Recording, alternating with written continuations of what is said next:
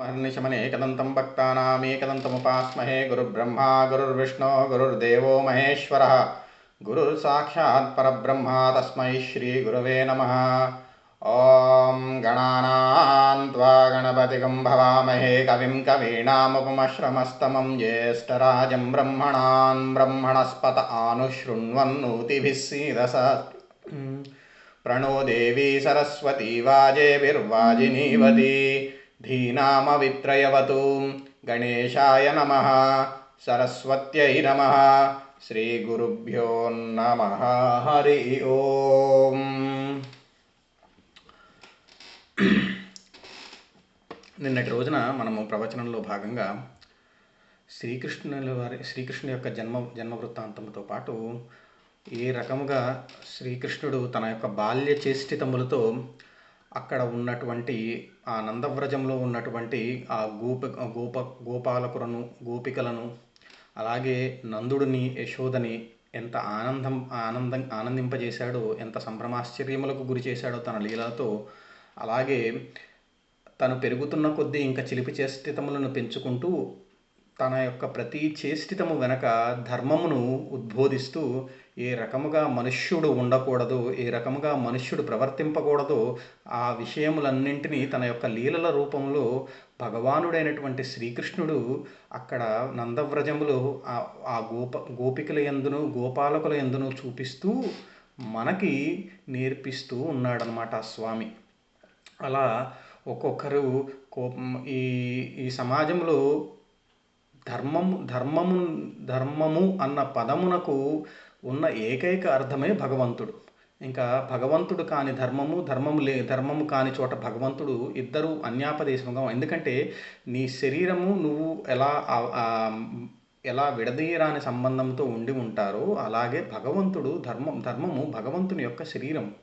అది అంటే శరీరము అన్నదానికి అర్థం ఏంటంటే ఆయనని చూడాలి అంటే ధర్మం నందు చూస్తాం. అటువంటి ధర్మాత్ముడైనటువంటి పరమేశ్వరుడు ఇది ధర్మము అని భాగవతంలో మనకి చూపించాడు. కానీ అంటే అప్పటిదాకా కాలక్రమంలో ధర్మము పలు త్రోవలు తొక్కి మనుష్యుడు తన జీవితంలో కాలానుగుణంగా మార్పులు చేసుకుంటూ వచ్చాడు వాటిలో. కానీ దానివల్ల ధర్మానికి హాని కలిగించే పనులు ఏమైనా ఉంటే అదంతా భగవానుడు ఇక్కడ చెప్పాడు తన యొక్క లీలల రూపంలో. ఉదాహరణకి ఆ లేగదూడల్ని చూడండి. ఆ తల్లి పాలు పితకటం కోసం మనం ఏం చేస్తాం? మొదట లేగదూడను వదిలి ఆ తర్వాత మరలా లేగదూడను తీసుకొచ్చి గుంజకి కట్టేసి ఆ తల్లి పాలన్నీ పితుక్కొని, ఆ గోమాత పాలన్నీ పితుక్కొని ఆ తర్వాత మిగిలిన పాలని ఆ లేగదూడకు ఇస్తూ ఉంటాం. అందువల్ల సర్వభూతాత్మకుడైనటువంటి పరమేశ్వరుడికి కూడా ఆ విషయం నచ్చలేదు. ఎందుకు అంటే ఆ దూడలో ఉన్నది కూడా ఈశ్వరుడే, ఆ దూడలో ఉన్నవాడు కూడా వైశ్వానరుడే. ఆయనకి ఆకలేస్తుంది, మరి ఆయన కూడా భుజించి యజ్ఞమును పూర్తి చేయాలి. దానికి ఆటంకపరుస్తున్నాం మనం. అందుకోసం స్వామి అది చేసి చూపించాడు. అలా ఎన్నో ధర్మాలని స్వామి స్నానం చేసే దగ్గర, అలాగే మాట్లాడుకునే విషయములలోనూ చుట్టుపక్కల వాళ్లతో ఉండే పద్ధతి, అత్తాకోడళ్ళ మధ్య ఉండే పద్ధతి, ఇలా రకరకాలుగా స్వామి తన యొక్క లీలాచేష్టితములతో అక్కడ ఉన్న వాళ్ళందరికీ, కాకపోతే వాళ్ళందరికీ ఇది కొద్దిగా వెగటుగా అనిపించింది. ఇంత చిన్నపిల్లవాడు ఏంటి ఇలాంటి పనులు, కానీ దాని వెనక ఆంతర్యము అర్థం చేసుకోవాలంటే అది నిజానికి చెప్తూనే ఉన్నాగా. భాగవతము తెలిసి పలుకుట కష్టము శూలికైన దమ్మి శూలికైనా అన్నాడు పోతన. ఈ భాగవతం రాసేటప్పుడు దాన్ని ఇది నిమిత్తము భగవంతుని యొక్క స్వరూపమని చెప్పటము మామూలు వాడికి సాధ్యపడదు, సాక్షాత్తు పరమశివుడు అంతటి వాడికి కూడా సాధ్యపడదయ్యా, ఇంక మనమంతా అని చెప్తాడు. సరే, ఇంకా ఆ రకంగా స్వామి గురించి అందరూ చాడీలు చెప్పారు యశోదమ్మకి. యశోదమ్మ, అయ్యో నా పిల్లవాడు చిన్న పిల్లవాడమ్మా, మా పిల్లవాడికి ఈ పాపం ఏమీ తెలియదు, మీరు ఇలా అబద్ధాలు చెప్పడం మంచిది కాదు, మీది సరికాదు, మా పిల్లవాడికి మాటలే సరిగ్గా రావు, వాడు ఇంతమంది ఇళ్లలో ఇన్నిసార్లు అందరి ఇళ్లలో తిన్నాడన్నారు, మరి మా వాడి చిన్న బొజ్జమ్మ, వాడికి ఇంత ఆకలేస్తే ఇప్పుడే పాలు పడుతున్నాను, మీ ఇళ్లలో తిన్నవాడికి ఇప్పుడు ఇంత ఆకలి ఎలా వేస్తుందమ్మా అంటూ వారందరికీ చెప్పి, మా పిల్లవాడు కాదమ్మా, మా పిల్లవాడు మంచివాడు అంటూ తను మరలా కృష్ణుడిని దగ్గరికి తీసుకున్నది. ఆ తర్వాత ఒకనాడు బలరాముడు కృష్ణుడు మట్టి తింటున్నాడని చెప్పి తీసుకుని వచ్చి తల్లికి అప్పచెప్తాడు. మా మాట వినట్లేదు, అయినా కానీ వీడి మట్టి తింటున్నాడని చెప్పి తీసుకొచ్చి యశోదమ్మకి అప్పచెప్తారు. ఇప్పుడు యశోదమ్మ కోపంతో ఎరా మా మట్టి తినటం తప్పించి ఇంకా ఏమీ నీకు ఇంకా వేరే పదార్థం ఏది దొరకలేదా, అడిగితే నేను చేసి పెడతాను కదా అంటూ గట్టిగా అరిచేటప్పటికీ వెంటనే శ్రీకృష్ణుడు వెర్రినో యాకుంటినో అంటూ ప్రారంభించాడు. తన యొక్క నిజాయితీని ప్రూవ్ చేసుకోమా, కావాలంటే నా నోటి దగ్గరకు వచ్చి తమ ఆఘ్రాణింపుమే తమ ఆశించి అంటే ఆ తిన్నటువంటి మట్టి యొక్క వాసనని ఆఘ్రాణింపమ్మా, నీకు అర్థమవుతుంది కదా నేను తిన్నానో లేదో అంటూ ఆ శ్రీకృష్ణుడు నోటిని తెరిస్తే భువన భాండములు సకల ప్రపంచాలు, ఎందుకంటే ఒక విశ్వము కాదు అనంతమైన విశ్వములు కనిపించాయి ఆయన యందు. ఆ యొక్క శక్తికి, ఈశ్వరుడి యొక్క శక్తికి మైమరిచిపోయినటువంటి యశోద తను తానేనా, అసలు నేను ఉన్నది నందవ్రజంలోనేనా, నేను యశోదాదేవినేనా, వీడు చిన్నపిల్లవాడేనా అంటూ తనను తాను మర్చిపోయి మాట్లాడుకునేదనమాట. కానీ ఆ పరమాత్మ వెంటనే మరల విష్ణుమాయని ఆమె యందు కల్పింపచేశాడు. దానివల్ల ఆమె పూర్తిగా దీనిని స్మృతి నుంచి మరిచిపోయినది, ఈ యొక్క విశ్వరూప సందర్శనమును స్మృతి నుంచి మరిచిపోయిందనమాట. ఆ తర్వాత ఇలా చేష్టితములన్నీ చేరుకుంటూ అన్నతోనూ అక్కడ ఉన్న గోపాలరులతోనూ రకరకాలుగా ఆడుకుంటూ సంతోషంగా ఉంటూ ఉండగా ఒక రోజున ఇట్లానే ఆకలేస్తుందంటూ తల్లి ఒడిని చేరినటువంటి శ్రీకృష్ణుడు ఆ యశోదమ్మకి అక్కడ పొయ్యి మీద పెట్టినటువంటి పొయ్యి అంటే కట్టెల పొయ్యి మీద పెట్టినటువంటి పాలు పొంగుతున్నట్టుగా కనిపించింది. వెంటనే ఆ పాలు పొంగుతున్నాయన్న తొందరలో పాలు తాగుతున్నాడని శ్రీకృష్ణుడు ఒక్క నిమిషం ఆగు అని చెప్పి తన ఒళ్ళోంచి కింద పడుకోబెట్టి ఆ తల్లి వెళ్ళి పాలని సరిచేయటం కోసం పరిగెత్తింది. దానికి కోపం తెచ్చుకున్నటువంటి శ్రీకృష్ణుడు నాకంటే పాలు ఎక్కువయ్యాయా అన్న కోపంతో ఆ ముద్దులకి ఆ శ్రీకృష్ణుడు ఒక రాయి తీసుకుని ఆవిడ చిలుగుతున్నటువంటి పెరుగు కుండని గట్టిగా కొట్టేసి పారిపోయాడు. వెంటనే ఆవిడ చూసి నవ్వుకుంది. పాపం ఆవిడకి అప్పుడు కోపం రాలేదు. పోన్లే పిల్లాడు ఆకలితో ఉన్నాడు, కోపం వచ్చింది, పెరుగుకొండ పగలగొట్టినట్టున్నాడు అని చెప్పి ఈయన ఎక్కడికి వెళ్ళాడా అని వెతుకుతూ ప్రారంభించింది. అక్కడ ఆయన ఏం చేస్తున్నాడు, ఒక ఇంట్లోకి దూరి అక్కడ చక్కగా వాళ్ళు కట్టుకున్నటువంటి ఉట్టిని దింపి అందులో ఉన్న వెన్నను నెయ్యిని అక్కడ ఉన్న కోతిని కూర్చోబెట్టుకుని తన పక్కన ముందు కోతికి పెట్టి ఆ కోతి తిన్న తర్వాత ఈయన తినటం ప్రారంభించాడు. అది చూసినటువంటి యశోదమ్మకి ఎక్కడ లేని కోపం వచ్చింది. ఓహో, నువ్వు అందరి ఇళ్ళు ఇంతమంది చెప్తున్నా నేను నమ్మలేదురా, నువ్వు ఇంత ఘనకార్యం చేస్తున్నావా అందరిళ్లలో, ఈ దొంగతనాలు ఏంట్రా, ఇలాంటి మాటలు ఏంట్రా అంటూ ఆయన్ని పట్టుకోవడానికి ఆవిడ ప్రయత్నించింది. ఇంక ఈయన దొరుకుతాడా, ఇక ఈయన పరిగెత్తడం ప్రారంభించాడు. ఆయన్ని పట్టుకోవాలని ఆవిడ అలిసిపోతుంది, అయ్యో నా తల్లి అలిసిపోతుందని ఆ పాపం ఆ శ్రీకృష్ణుడు ఎవ్వరికీ పట్టుబడినటువంటి వాడు, యోగులు కొన్ని వందల వేల దివ్య సంవత్సరములు తపస్సు చేసిన ఆయన యొక్క చరణ ధూళిని కూడా వాళ్ళ తల మీద ధరించుకోవటం కూడా శక్యం కానటువంటి ఆ ఈశ్వరుడు, సాక్షాత్తు శ్రీ మహాలక్ష్మికి కూడా దొరకనటువంటి ఆ ఈశ్వరుడు, సాక్షాత్తు ఈ అనంత బ్రహ్మాండమునందరూ ఎంతమంది వెతికినా నాకు కావాలి అంటూ ఆయన యొక్క చరణమును పట్టుకోవాలని వెతికినా కనిపించినటువంటి ఆ ఈశ్వరుడు ఆ తల్లికి పట్టుబడ్డాడు. ఆ రకంగా మనము నిన్నటి ప్రవచనాన్ని మనం పూర్తి చేసుకున్నాము. ఇక ఈ భాగవత ప్రవచనంలోకి వెళ్తే ఈ విధంగా యశోద శ్రీకృష్ణుని యొక్క అవతార రహస్యములను కూడా ఎత్తి పొడిచి ఆ దుడుకు బాలుణ్ణి ఒక రోటికి కట్టివేయటానికి ప్రయత్నించింది. అయితే ఆయన కట్టుబడ్డవాడు ఎలా ఉన్నాడు, గున్న ఏనుగు గనక ఎలా కట్టువేస్తే అలా కట్టివేయ విధంగా ఉన్నాడు. కానీ ఈయన్ని ఇలా ఒక చోట కాదు గట్టిగా కట్టేయాలి ఒక చోటకి అని చెప్పి ఈ యశోదమ్మ ఏం చేసిందంటే ఆయన తీసుకుని వెళ్ళి ఒక రోటి దగ్గరికి తీసుకువెళ్ళింది ఈ యశోదమ్మ.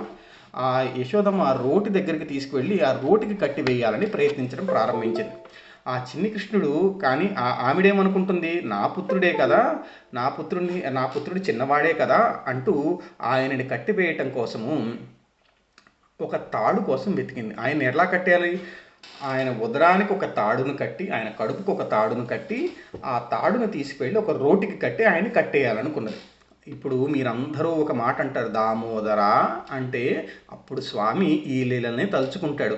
ఓహో, ఒకనాడు మా అమ్మ ఈ తాడును కట్టడానికి ప్రయత్నించింది కదా, దామోదరుడు అన్న పేరు అప్పుడే వచ్చిందనమాట స్వామికి. అయితే ఈయన్ని కట్టేయాలనుకుని ఆవిడ తాడు తీసుకొచ్చింది సరే, కానీ ఈయన ఎటువంటి వాడు మరి? ఈయన కడుపులో సకల బ్రహ్మాండములు ఉంటాయి. మరి బ్రహ్మాండములు అన్నింటినీ కట్టివేయటం ఎవడి వల్ల అన్న అవుతుందా? అసలు ఈ తెచ్చిన తాడు ఎక్కడిది? బ్రహ్మాండములోనిదే. ఇది ఎలా ఉంటుందంటే ఒక చిన్న ఒక చిన్న దారపు పోగుని తీసుకువచ్చి దేన్ని ఒక మహాపర్వతాన్ని కట్టేయటం ఎలా ఉంటుందో, ఒక చిన్న దారపోగు ఇంతే ఉంది. ఆ దారపోగుని తీసుకొచ్చి ఒక బ్రహ్మాండమైన పర్వతాన్ని కట్టేయగలుగుతామా? అలానే ఇప్పుడు ఈ తాడుని తీసుకొచ్చి ఆయన ఎలా కట్టేయగలుగుతుంది? ఎందుకంటే ఆయన కడుపులో ఉన్నది ఆయన ఎవరు? సాక్షాత్తు పరబ్రహ్మము. ఆ పరబ్రహ్మములోనే సకల బ్రహ్మాండాలు ఉన్నాయి. మరి ఆయన్ని కట్టేయాలని చెప్పి ఈమె తీసుకొచ్చింది. ఆయన ఎటువంటి వాడు? ఇంతవటికి ఎప్పుడు ఆయన లక్ష్మీదేవి కౌగిటిలోకి చెక్కలేదు, సనక సనందనాథులైన మహాయోగుల హృదయములలోకి చెక్కలేదు, ఉపనిషత్తులకి దక్కలేదు. అటువంటి వాడు లీలగా అవలీలగా ఈరోజు తల్లి చేతికి చిక్కి రోటికి కట్టివేయబడుతున్నాడు. ఆ విధంగా ఆయన చిక్కించుకున్నటువంటి యశోద ఆయన రోటికి కట్టడానికి నడుము చుట్టూ ఒక తాడు కట్టింది. అయితే ఆ తాడు 2 అంగుళాలు తక్కువైంది. ఓహో, 2 అంగుళాలు తక్కువైంది కదా అని చెప్పి వెళ్ళి మరొక త్రాడు తీసుకొచ్చి ఆ త్రాడుని కట్టి ఈయన కట్టడానికి మరలా ప్రయత్నించింది. మళ్ళా 2 అంగుళాలు తక్కువైంది. అర్థం కాలేదు. మళ్ళా వెళ్ళి ఇంకో తాడు తీసుకొచ్చింది. మరలే ఆ తాడుని ఈ తాళ్ళని కట్టి ఈయన మళ్ళీ నడుముకి వేయటం, మళ్ళీ 2 అంగుళాలు తక్కువైంది. ఇక ఆవిడ పాపం ఇంటిలో ఉన్న తాళ్ళన్నీ తీసుకొచ్చి ఆయన ఎంత ముడి వేసినా ఇంకా 2 అంగుళాలు తక్కువే వస్తుంది. చూడండి ఆ చిరు బొజ్జ, ఆయన లీలామానుష రూపం చూడండి. ఆవిడ అందే అనుకుంది, ఇంత చిన్న బొజ్జ కలిగిన వాడికి ఈ తాళ్ళేమీ సరిపోవట్లేదు, ఇదేమి చిత్రమో అనుకుంటుంది ఆవిడ. కానీ ఆయన్ని కట్టడం ఎవరికైనా వశమే. కానీ ఇంత పాపం ఈయన్ని కట్టాలన్న తదేక దృష్టితో యశోద వదలకుండా ఆ పని చేస్తుంటే ఆవిడ శరీరం అంతా చెమటలు పోసాయి. వెంటనే కట్టసఖ్యం కాని తనను కట్టివేయాలన్న పట్టుదలతో తన తల్లి తంటాలు పడుతుందని ఎవడికి కట్టుబడని వాడు ఆవిడకి ఆ రోజు కట్టుబడ్డాడు. అందుకోసము దామోదర అంటూ ఒక్కసారి ఆయన మనస్సులో స్మరించుకొని అంటే కడుపునకు అంటే తాడు కట్టించుకుని పట్టుబడ్డాడనమాట ఉదరము. ఆ స్వామి ఈయన అందుకోసమే ఆ తల్లిని, ఇంకా ఆ తల్లి పడే కష్టాలను ఆయన చూడలేక ఆయన ఈరోజు ఆ తల్లికి కట్టుబడ్డాడు. ఆయన ఎటువంటి వాడు? సంగడి దిరిగడి శంభుండు నంగాశ్రయైన సిరియు నాత్మజుండైనయు పొంగిడి పద్మజుండు గోపాంగన క్రియగరుణ వడయ రఖిలేశ్వరదుచున్. ఆయన ఎవడు? ప్రియమిత్రుడై మెలిగే శివుడు కానీ, ఆయన వక్షస్థలాన్ని ఆశ్రయించుకున్న లక్ష్మీదేవి కానీ, ఆయన కొడుకుననే చెప్పుకునే బ్రహ్మదేవుడు కానీ శ్రీహరి వలన యశోద పొందినటువంటి అనుగ్రహాన్ని పొందలేకపోయారయ్యా. చూడండి ఎంతటి భాగ్యవంతురాలో ఆ తల్లి. సంగడి తిరిగడి శంభుడు నంగాశ్రయైన సిరియు నాత్మజుండైన ఉప్పొంగిడు పద్మజుండును గోపాంగన క్రియ గరుణవడయ రఖిలేశ్వరచున్. అంటే వాళ్ళెవ్వరూ, దయచేసి ఎవరైనా మ్యూట్లో లేకపోతే మ్యూట్లోకి వెళ్ళగలరు.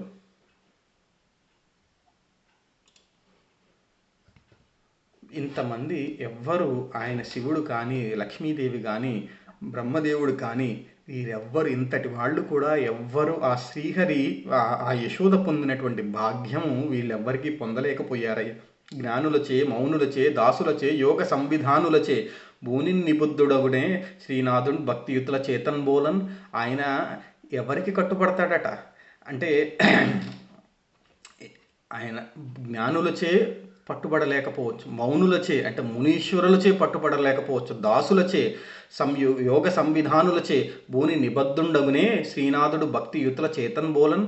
ఇంతమందికి కూడా కట్టుబడినటువంటి వాడు భక్తితో ప్రణమిల్లినటువంటి భక్తుడికి కట్టుబడుతున్నాడయ్యా ఈరోజు.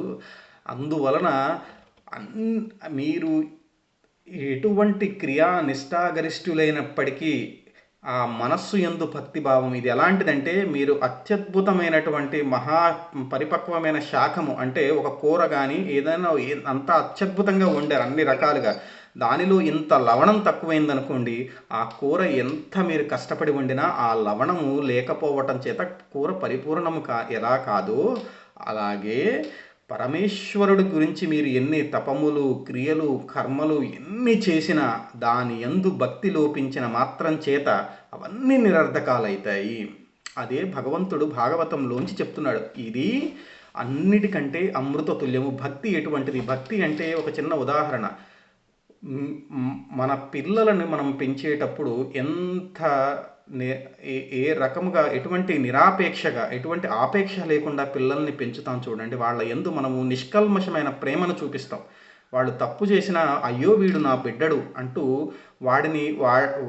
వాడిని మనం హక్కును చేర్చుకోవటానికే ప్రయత్నిస్తాం. అలాగే వాడికి మంచి చెప్పడానికి, వాడి జీవితంలో పైకెక్కాలి, ఒక అడుగు పైకెళ్ళాలి అంటూ మనం నిరంతరము ఆపేక్ష లేకుండా నిరాపేక్షగా వాళ్ళని పెంచడానికి ప్రయత్నిస్తాం. అదే ప్రేమ, అదే భక్తి. ఆ భక్తి మనము పిల్లల మీద చూపిస్తున్న భక్తి, అదే భక్తి మీరు భగవంతుడి మీద కనుక చూపించగలిగితే ఆ పరమేశ్వరుడు ఎప్పుడూ మీ వెంటనే ఉంటాడు. అర్జునుడిని కాపాడుకున్న కృష్ణుడిలాగా, అలాగే ఈరోజు ఈ యశోదమ్మకు పట్టుబడినటువంటి కృష్ణుడిలాగా భగవంతుడు మన అందరి చెంత ఉంటాడు. అంటే నిరాపేక్షమైనటువంటి ప్రేమని భగవంతుడి యందు చూపించగలగాలి. కోరికలు కోరటము, లేకపోతే మొక్కులు మొక్కుకోవటము, ఇంకా లేదా వ్రతాలు చేసుకోవటం, ఇవన్నీ చెయ్యొద్దని ఎవరూ చెప్పట్లేదు. కానీ దాని యందు భక్తి కొరవడినంత మాత్రము చేత, భక్తి అన్న ప్రాసాద బుద్ధి లేకపోవటం చేత ఆ యొక్క పూజ అవన్నీ నిరర్ధకములైపోతున్నాయి అని భగవంతుడు ఇక్కడ చెప్తున్నాడు. ఎవ్వడితో పట్టుబడినటువంటి వాడు జ్ఞానులచే, మౌనులచే, దాసులచే, యోగ సంవిధానులచే భూనిన్నిబద్ధుడగునే శ్రీనాథున్ భక్తియుతుల చేతన్బోలన్. అటువంటి స్వామి భక్తులకు మాత్రమే కట్టుబడతాడు. భక్తులకు పట్టుబడినట్లుగా భగవంతుడు జ్ఞానులకు కానీ, మౌనులకు కానీ, దాసపరులకు కానీ, యోగీశ్వరులకు కానీ పట్టుబడయ్యా. అలా యశోదాదేవి రోటికి కట్టివేసి ఇంటి పనులలో మునిగిపోయింది. ఆ బాలకృష్ణుడు ఆ ఇంటి పెరటిలో ఉన్నటువంటి 2 పెద్ద పెద్ద మద్ది చెట్లను చూశాడు. చూడంగానే ఆయనకు అర్థమైంది, అక్కడ ఉన్నవాళ్ళు నలకూప మణిగ్రీవులు అనమాట. అనే 2 యక్షులు నారద శాపం వల్ల మద్ది చెట్లుగా చాలా కాలం అక్కడ పడి ఉన్నారు. వారిద్దరిని చూచి శ్రీకృష్ణుడు రోలి ఈడ్చుకుంటూ ఆ చెట్ల దగ్గరికి వెళ్ళాడు. ఇలా సుఖమహర్షి చెప్పగానే పరీక్షిత్తు ఈ విధంగా అడిగాడు, నారదుడు ఎలా శపించెను? వారా వృక్షత్వమునకు వచ్చిన పనికి గారణమయ్యది ఏగు కులారాధ్య ఎరుంగ చెప్పుమయ్యా వినిదయన్ అంటూ ఆయన అడిగాడనమాట. నారదుడు ఎలా శపించెను? నారదుడు ఎందుకు శపించాడు? వారా వృక్షతత్వమునకు వచ్చిన పనికి కారణమయ్యేది, వాళ్ళు వృక్షములుగా మారటానికి వచ్చిన పని, వాళ్ళు అలా అవ్వటానికి కారణం ఏంటి? యోగికులారాధ్య, ఓ సుఖమహర్షి, యోగులందరి చేత ఆరాధింపబడేటటువంటి ఓ సుఖమహర్షి, ఎరుంగ చెప్పుమయ్యా, దయచేసి నాకు చెప్పవయ్యా, వింటాను, దయచేసి నాకు చెప్పు అన్న అడిగాడు. వెంటనే అప్పుడు ఈయన పరీక్షిత్ మహారాజుతో శుకుడు ఈ విధంగా అన్నాడు. పూర్వము కుబేరునికి 2 కొడుకులు ఉండేవారు. వారిద్దరూ నలకూబరమణిగ్రీవులు. వీరిద్దరూ శివునికి సేవకులుగా ఉండేవారు. కుబేరుడు శివునికి పరమ పవిత్రమైనటువంటి భక్తులలో భక్తాగ్రగణ్యుడు అనమాట. ఎల్లప్పుడూ చూడండి, ఐశ్వర్యము ఎప్పుడూ పతనహేతువుగానే ఉండే అవకాశం ఉంటుంది. అంటే ఐశ్వర్యముడు ఉన్నవాడికి వాడు ఎంతసేపటికి నా అంత శక్తివంతుడు లేడు అన్న ఒక భ్రమలో ఉండే అవకాశం ఉంటుంది. ఆ అవకాశం వల్ల తన పతనం తనకు కానీ తన వారికి కానీ పతనము చెందే అవకాశం ఉంటుందన్నమాట. అయితే ఎప్పుడైతే ఐశ్వర్యము పరమేశ్వరుడితో పాటు కలిసి నడుస్తుందో ఆ మరుక్షణము వాడికి ఆ ఐశ్వర్యము మీద ఉన్న భ్రాంతి కంటే పరమేశ్వరుడి మీద ఒక చింత ఎక్కువ ఉంటుంది. అందువలన వాడికి అది యోగమే కానీ అయోగం ఎప్పటికీ కాదు. అంటే ఐశ్వర్యము పరమేశ్వరుడితో కలిసి తిరుగుతూ ఉన్నంతసేపు వీడు యోగ్యుడుగానే ఉంటాడు.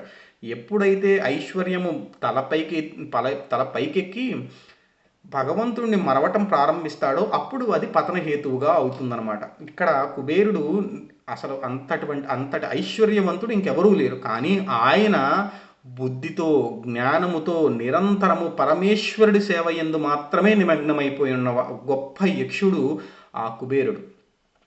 అందుకోసమే ఆయన అష్టదిక్పాలకులలో ఒకరుగా ఉన్నాడు. ఈయన ఎల్లప్పుడూ పరమశివుణ్ణి గురించి ఆలోచన చేస్తూ, కానీ ఇక్కడ పరమశివుడు ఎవడు? పరమయోగి. ఆయనకి డబ్బులతో కానీ ఎవ్వరితోనూ సంబంధం లేదు. కానీ నిజానికి ఐశ్వర్య ప్రదాత ఎవరు? పరమశివుడు. ఇప్పుడు మీరు ఈ దశకంఠ గ్రీవ ఇది రావణ సూక్తం చదివారనుకోండి, రావణుడు చేసినటువంటి శివతాండవ స్తోత్రం చదివారనుకోండి, శివతాండవ స్తోత్రం చివర మనకి చెప్తాడు ఆయన ఫలశ్రుతి. నిజమైన ఐశ్వర్యం ఎవడివ్వగలుగుతాడంటే పరమశివుడు ఇవ్వగలుగుతాడు నిజమైనటువంటి ఐశ్వర్యము. ఆ పరమశివుడు ఇచ్చినటువంటి ఆ ఐశ్వర్యము ఎల్లప్పుడు అంటే ఆయన యోగి పురుషుడుగా ఉన్నప్పటికీ సకల ఐశ్వర్యములు ఆయన్ని పట్టుకుని ఉంటాయి. అందువల్ల ఆయన కనుక చల్లటి దృష్టితో చూశాడా ఐశ్వర్యము అనంతంగా వచ్చేస్తుంది ఎవడైతే ఆశ్రయించి ఉన్నాడో. అందువల్లనే కదా లింగాష్టకంలో కూడా మనం చదువుకుంటాం. లింగాష్టకంలో చదువుకునేటప్పుడు కూడా సమస్త ఐశ్వర్యములు ఆయన నుండి మాత్రమే ఉద్భవించాయనే మనం చదువుతాం లింగాష్టకంలో కూడా. అంటే ఆయనని పట్టుకుని ఉన్నవాడికి ఎల్లప్పుడూ ఐశ్వర్యమునకు ఎప్పుడూ కొదవ ఉండదు. ఈశ్వరుడు సకలానుగ్రహ ప్రదాత ఆయన.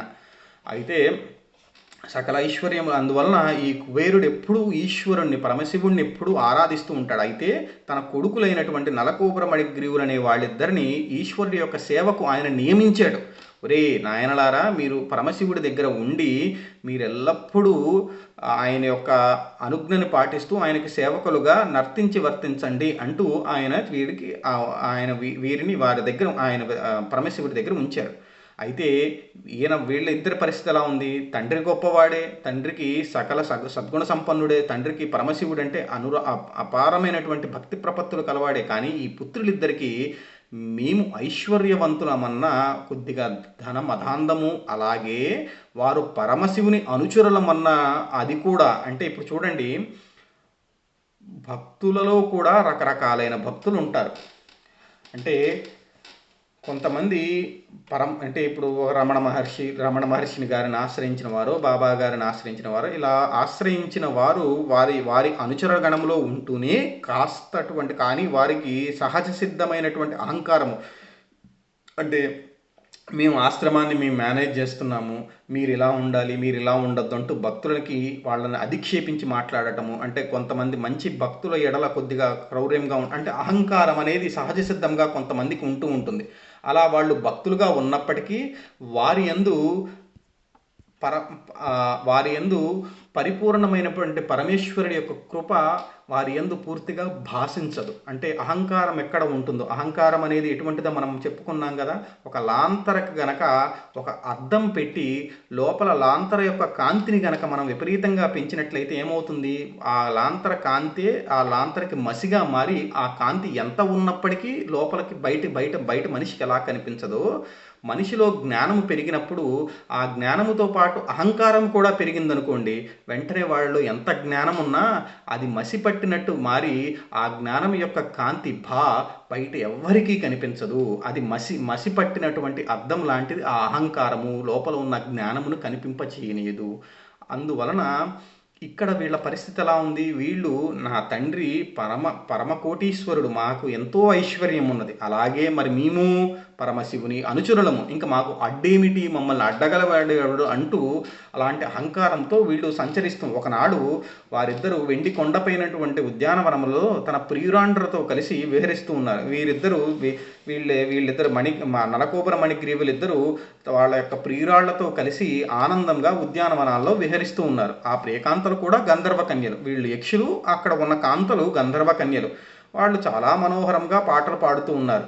ఆ విధంగా వీళ్ళు అందమైన ఆకాశ గంగా తరంగాలలో జలక్రీడలు సాగిస్తూ ఉన్నారు. స్వచ్ఛమైన నదీ జలాలను అల్లకల్లోలం చేయసాగారు.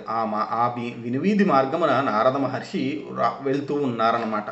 చూడండి, ఎంతోమంది ఈనాటి సంస్కృతిలో కూడా ఎంతోమంది పిల్లలు కేవలము ధనం ఉందన్నటువంటి ఇదితో అధిక్షేపణతో అక్కడికి ఇక్కడికి రాత్రిని పగలని ఏమీ చూడకుండా ఆడవాళ్ళని మగవాళ్ళని కూడా తిరగకుండా సంస్కారహీనంగా ఎలా తిరుగుతూ విచ్చలవిడిగా తిరుగుతూ ఉంటారో వారికి పట్టే దుస్థితి గురించి ఈ కథ మనకి చెప్తుందనమాట. వాళ్ళు కూడా ఇక్కడ వీరి పరిస్థితి కూడా అలాగే ఉందన్నమాట. కానీ ఆ సమయంలో మహాత్ముడైనటువంటి నారద మహర్షి అటుగా ఆకాశగంగలోంచి వెళ్తున్నారు. వెంటనే అక్కడ ఉన్న ఆ దృశ్యం చూసినటువంటి ఆ స్త్రీలు ఎవరైతే ఉన్నారో వెంటనే గంధర్వ స్త్రీలు వెంటనే ఆకాశగంగ నుంచి లేచి నడిచి గబగబా వచ్చేసేసి అక్కడ ఉన్న దుస్తులు వాళ్ళకి అడ్డుగా పెట్టుకున్నారనమాట. ఎందుకంటే వారు ఇప్పుడు జలక్రీడలు ఆడుతున్నారు కదా, వారి యొక్క ప్రియుళ్లతో కలిసి జలక్రీడలు ఆడుతూ ఉన్నారు. అటుగా స్వామి వెళ్తున్నారు, నారద మహర్షి, ఆయన పరమ భాగవతోత్తముడు, సాక్షాత్తు పరమేశ్వరుడు వెళ్తున్నట్టు అనమాట. ఆయన యందు ఎంత గౌరవం ఉంచాలో వారు వెంటనే వారి యొక్క స్థితిని తెలుసుకుని పరిగెత్తుకుంటూ వెళ్ళి అక్కడ ఉన్నటువంటి స్త్రీలను వారికి ఆచ్ఛాదనగా పెట్టుకొని అక్కడ ఉన్న ఆయనకి నమస్కారం చేశారనమాట. కానీ వీళ్ళిద్దరు మాత్రం ఎవరు, ఈ నలకూబర మణిగ్రీవులు ఇద్దరు, వీరి యొక్క అహంకారము, దాంతో మద్యం మత్తు, పక్కనే ఉన్నటువంటి ఈ యొక్క అమ్మాయిలు, వీరందరినీ చూసినట్టు వాళ్ళ యొక్క పరిస్థితి ఎలా ఉందంటే వాళ్ళు దిగంబరంగానే నారద మహర్షికి కనిపించారు. ఆ దృశ్యం చూసినటువంటి నారద మహర్షి వారిని శపించాలనుకొని ఇంకా శపించబోతూ ఆయన సంగీత విద్యామయుడైనటువంటి ఆయన మొదట ఒక సత్యాన్ని వాళ్ళకి చెప్పి ఆ తర్వాత శపించాడు. ఆ సత్యాన్ని చూడండి. సంపన్నుండు డొరుగాన లేడు తనువున్ సంసారమున్ నమ్మి హింసింపజూచు దరిద్రుండెత్తుబడి శుష్కీభూతుడై చిక్కి హింసంపడంజన్యులనాత్మకున్ సములుగా చింతించు నట్టౌదనే తత్సంపన్నాంధున కంజనంబు వినిమి దారిద్ర్య మూహింపగన్. ఎంత అద్భుతమైన పద్యం చెప్పాడు. ఎవరికైనా కానీ అహంకారము తలకెత్తి వారు చెయ్యకూడని ఒక తప్పు, అది చిన్న పెద్ద కాదు, చెయ్యకూడని తప్పు భగవద్భక్తుల ఎదుట చేసిన వాళ్ళకి జరగవలసిన శాస్తి ఏంటో ఇక్కడ చెప్తున్నాడు. సంపన్నుండొరగాను లేడు తనువున్ సంసారమున్ నమ్మి హింసింపజూచు దరిద్రుడు ఎత్తుబడి శుష్కీభూతుడై చిక్కి హింసింపడన్యుల నాత్మకున్ సములుగా చింతించు నట్టౌదనే తత్సంపన్నాంధున కంజనంబు వినిమి దారిద్ర్య మూహింపగన్. అంటే సంపన్నుడు వాడికి కన్ను మిన్ను కానదు, వాడు ఎవరిని లెక్క చేయడు. తన ధర్మాన్ని, శరీరాన్ని, సంసారాన్ని నమ్ముకుని ఇతరులను హింసించాలని చూస్తూ ఉంటాడు. వాడు ఎంతసేపు నేను చెప్పిందే నిజం, నేను చెప్పిందే రైటు అంటూ వేరే వాళ్ళని బాధించటం కోసం వాడు ఎప్పుడూ వాడిని వాడు రక్షించుకోవటము, పక్కవాడిని బాధించుకోవటం కోసం వాడు అడుగులు వేస్తూ ఉంటాడు. కానీ అటువైపు ఉన్న దరిద్రుడు ఎటువంటి వాడు ఎన్నో కష్ట నష్టాలని భరిస్తూ తను ఎంత కష్టంలో ఉన్నా ధర్మానికి నిలబడి అవతల వాడిని హింసింపటానికి కూడా వాడి మనస్సు యందు ధర్మం శంకిస్తూ ఉంటుంది, ఒక దారిద్ర్యం అనుభవిస్తున్నటువంటి వాడు. అందువల్ల ఈ సంపన్నాంధునికి అంజనము అంటే ఇలా సంపత్తితో అంధుడైనటువంటి వాడికి నిజమైన అంజనం ఏంటంటే వాడిని దరిద్రుని చేయటమే. అని స్వామి అంటే నారదుడు ఆయన నోటి నుంచి వచ్చినది సత్యము, లేదా ఆయన చెప్పాడు కనుక అది సత్యమై తీరుతుంది అంతే. ఆయన అంత భాగవతోత్తముడు, అందువల్ల చెప్తున్నాడు. అందువల్ల మనము ప్రతి అడుగులోనూ ఎంత జాగ్రత్తగా ఉండాలో మనకి భాగవతం నేర్పిస్తుంది. అంటే మనం అనుకుంటూ ఉంటాం, నాకు తెలియదు కదండి, తెలియక తప్పు చేశాను, ఏముందిలేండి. కానీ భాగవతం చదువు, పరమేశ్వరుడు చెప్పాడు, నువ్వు చేస్తున్న తప్పులు ఏంటో చెప్తున్నాడు భగవంతుడు. ఒరే నువ్వు ఇంకా అలాంటి తప్పులు చేయకు, నీ చేతిలోనే ఉంది. ఒక భాగవతోత్తముడిని గౌరవించటము, ఆయన మనస్సు ఖేదపడకుండా ఆయననే కాదు, అసలు ఎవడు భాగవతోత్తముడో కాదో మనకు ఎలా తెలుస్తుంది. అందువలన మనకి తెలిసిన ప్రతి ఒక్కళ్ళని సగౌరవపరిచి వాళ్ళని ఎప్పుడూ అగౌరవంగా మాట్లాడటం కానీ, మనస్సునందు తక్కువ చేసి చూడటం కానీ ఎప్పుడూ చేయకూడదు. ఎందుకంటే ఎవడు గొప్పవాడు, ఎవడు మామూలు వాడు మనకు ఎలా తెలుస్తుంది? మనకి తెలియదు, ఎప్పటికీ తెలియదు.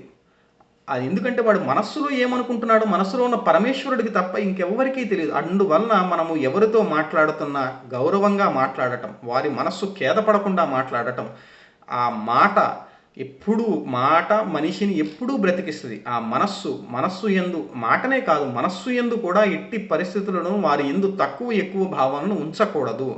అది తెలియకనే వాళ్ళు ఎంత శక్తివంతులు, పరమేశ్వరుడి యొక్క అనుగ్రహమును పొందినటువంటి వారైనటువంటి వాళ్ళ దుస్థితి చూడండి ఈరోజు ఎలా ఉందో. వాళ్ళతో పోల్చుకుంటే మనం ఎంతటి వాళ్ళం, అది ఎప్పుడూ గుర్తుంచుకోవాలి. ఇవన్నీ ఏంటంటే కథలు కావు, ఇవన్నీ సత్యాలు, ఇవన్నీ మనం తెలుసుకోవలసినటువంటి విషయాలు. ఇక్కడ ఆయన ఏమంటున్నాడు, తత్సంపన్నాంధుల కంజనంబు వినిమి దారిద్ర్య మూహింపగన్. అటువంటి సంపన్నాంధులైనటువంటి వాళ్ళకి కంజనము అంటే వాళ్ళకి వేసే మంది ఏంటంటే ఈ దారిద్ర్యం వీళ్ళకి అని పాడి,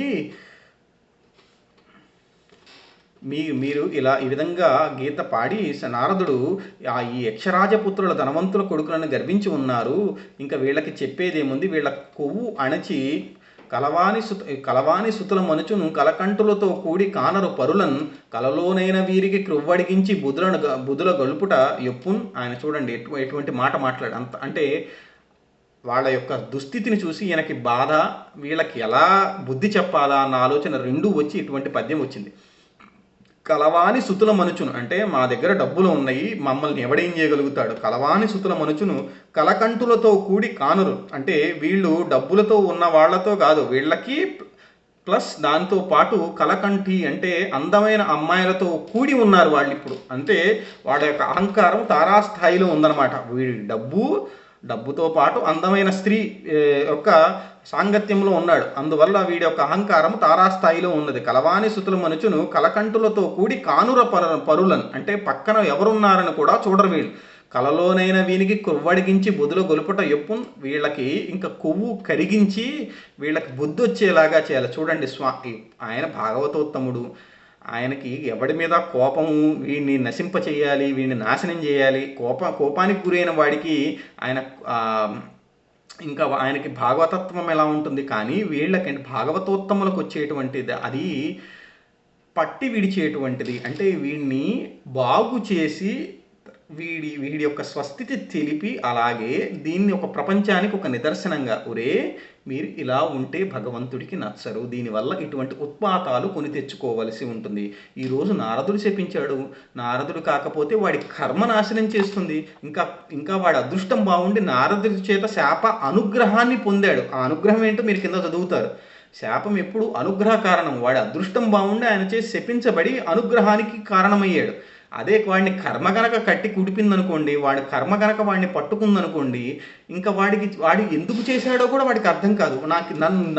నేను ఎందుకు బాధపడుతున్నానో కూడా వాడికి అర్థం కాదు. నేను ఎందుకు బాధపడుతున్నాను, నాకు ఈ కష్టం ఎందుకు వచ్చింది కూడా వాడికి అర్థం కాదు. దానికి కారణం ఏంటంటే కర్మ అంత శక్తివంతమైనది. భగవంతుడి యొక్క పాశము కర్మ, నువ్వు దాని నుంచి ఎవ్వడూ తప్పించుకోలేడు.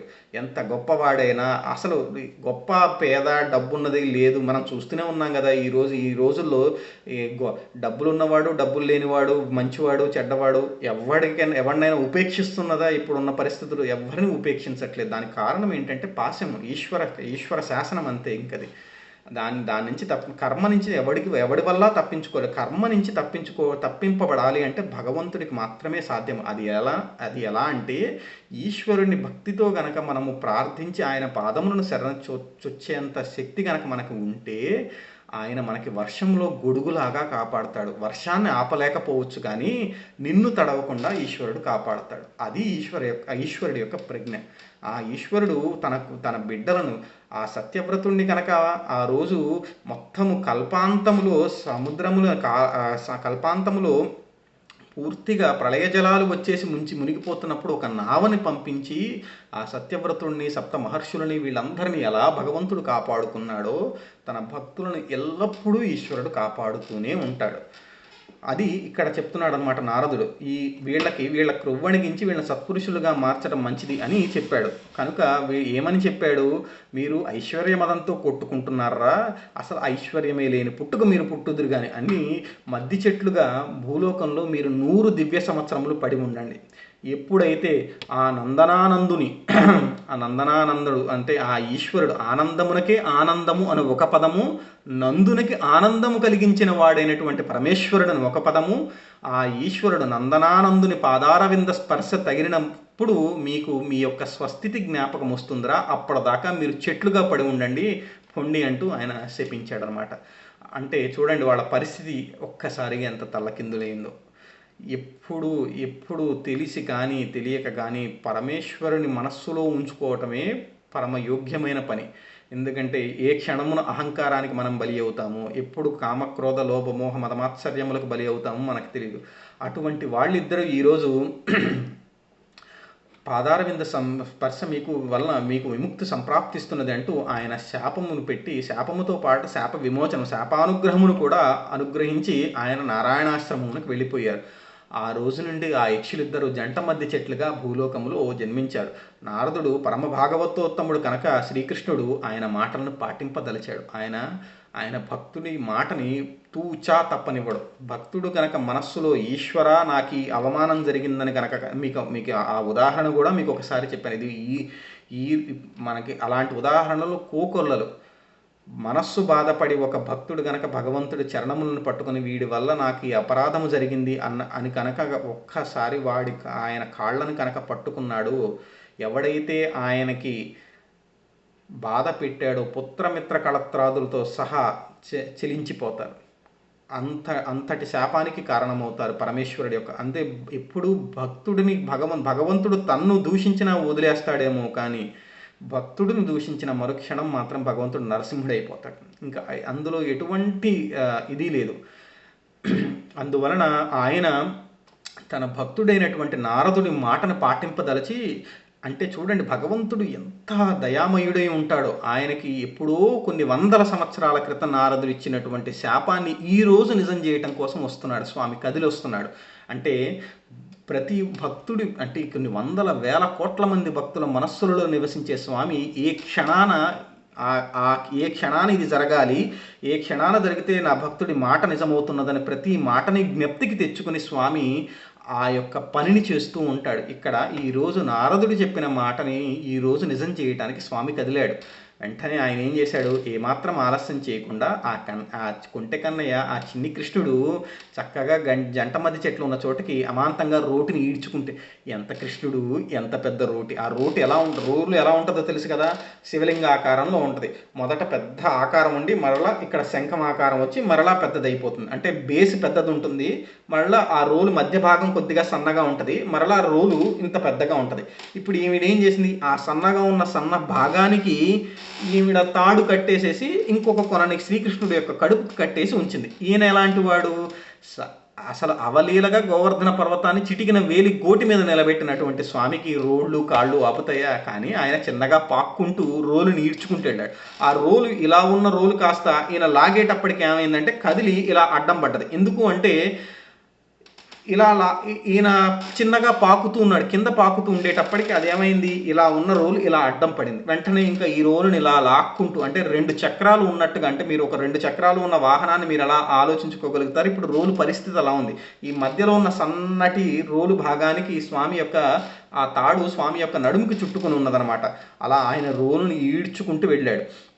ఆయన స్థిరమైన మహాబలం కలవాడు స్వామి. ఎటువంటి స్వామి ఆయన కట్టబట్టిన త్రాటిని ఊపును రోలుకి అడ్డం పడి ఆ చరచర 2 మద్ది చెట్ల మధ్య నుంచి రోటిని ఈడ్చుకుంటూ వెళ్ళాడు. 2 మద్ది చెట్లు ఇలా ఉన్నాయి, ఆ మధ్య భాగంలోంచి ఈ రోటిని ఆ రోలు యొక్క ఒక భాగము ఈ చెట్టుకి, ఇంకొక భాగం ఈ చెట్టుకి తగిలిన తర్వాత ఆ స్వామి ఒక్కసారిగా ఒక లాగు లాగంగానే ఆ రోటితో ముందుకు తోయబడినటువంటి ఈ 2 చెట్లు వెంటనే నేల కొరిగాయన్నమాట. అంటే స్వామి యొక్క శక్తికి ఆ 2 చెట్లు వెంటనే నేలకి అడ్డం పడ్డాయి. ఆ చెట్లు వేళ్లతో సహా పెకులించుకుపోయాయి. అంటే స్వామి శక్తి చూడండి, అది మామూలుగా పడలేదు. అంతంత పెద్ద బ్రహ్మాండమైన అసలు చెట్టు, వందల సంవత్సరాల ఉన్న చెట్టు ఎంత పెద్దగా ఉంటుంది, దాని యొక్క కాండం ఎంత పెద్దగా ఉంటుంది, దానిని మామూలుగా పట్టుకుని ఊపితేనే అది కదలదు. అటువంటిది స్వామి యొక్క స్పర్శ తగలంగానే వేళ్లతో సహా ఆ 2 చెట్లు పెద్ద శబ్దం చేస్తూ కింద పడిపోయాయి అనమాట. ఆ రకంగా చాలా కాలం తర్వాత వారికి ఉన్న శాపములు తొలగిపోయాయి. ఆ మధ్య చెట్లలోంచి అగ్నిజ్వాలలు వెలువడినట్టుగా దిక్కులతో నిండిన తేజస్సుతో 2 యక్షులు నిద్రమేల్కొన్నట్టుగా ప్రత్యక్షమయ్యారు. భక్తులందరినీ రక్షించే బాలకృష్ణునికి తలవంచి నమస్కారం చేసి చేతులు జోడించి ఈ విధంగా అన్నారు.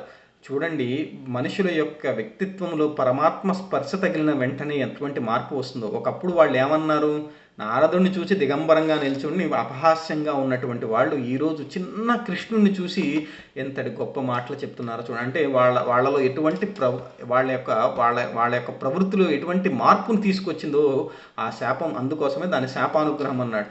బాలుడవే నీవు పరుండవా నాలంబుడన వదిక యోగి వాద్యుడవు తను స్థూలాకృతి యొక్క విశ్వము నీ లీలారూపమంటూ నిపుణులు కృష్ణ అంటూ ఒక చిన్న బాలుడిని చూసి ఇంతటి అద్భుతమైన పద్యం చెప్పారు. నువ్వు బాలుడువా స్వామి, నువ్వు బాలుడువేంటి స్వామి, నువ్వు పరబ్రహ్మానివి, మా అందరికీ నీవే దిక్కు, కానీ నీకు మాత్రం ఎటువంటి ఆధారం లేనివాడివయ్యా, నువ్వు మహాయోగివి, అన్నింటికీ మొదటివాడివి నువ్వు, అత్యంత సూక్ష్మమైన వాడివి నువ్వే, అతి స్థూలము కూడా నువ్వే స్వామి. అంటే ఆయన సూక్ష్మంలో సహస్రశీర్షం పురుషం సహస్రాక్ష సహస్రపాదన పురుష సూక్తంలో చెప్తే లోపల అణువులో కూడా ఉంటామంటూ నారాయణ సూక్తం స్వామి గురించి కీర్తిస్తుంది. అంటే ఆయన అన్నిటికంటే పెద్దవాడు, అన్నిటికంటే చిన్నవాడు, అన్నింటికంటే ముందు ఉన్నవాడు, అందరూ వెళ్ళిపోయిన తర్వాత ఉండేవాడు.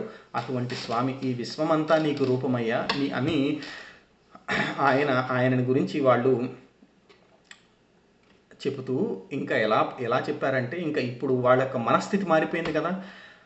భగవంతుణ్ణి ప్రతి వాడు ఏం కోరుకోవాలో అది ఇక్కడ వాళ్ళిద్దరూ అడుగుతున్నారు. ఇది మనం అందరం గుర్తుంచుకోవాల్సిన విషయం.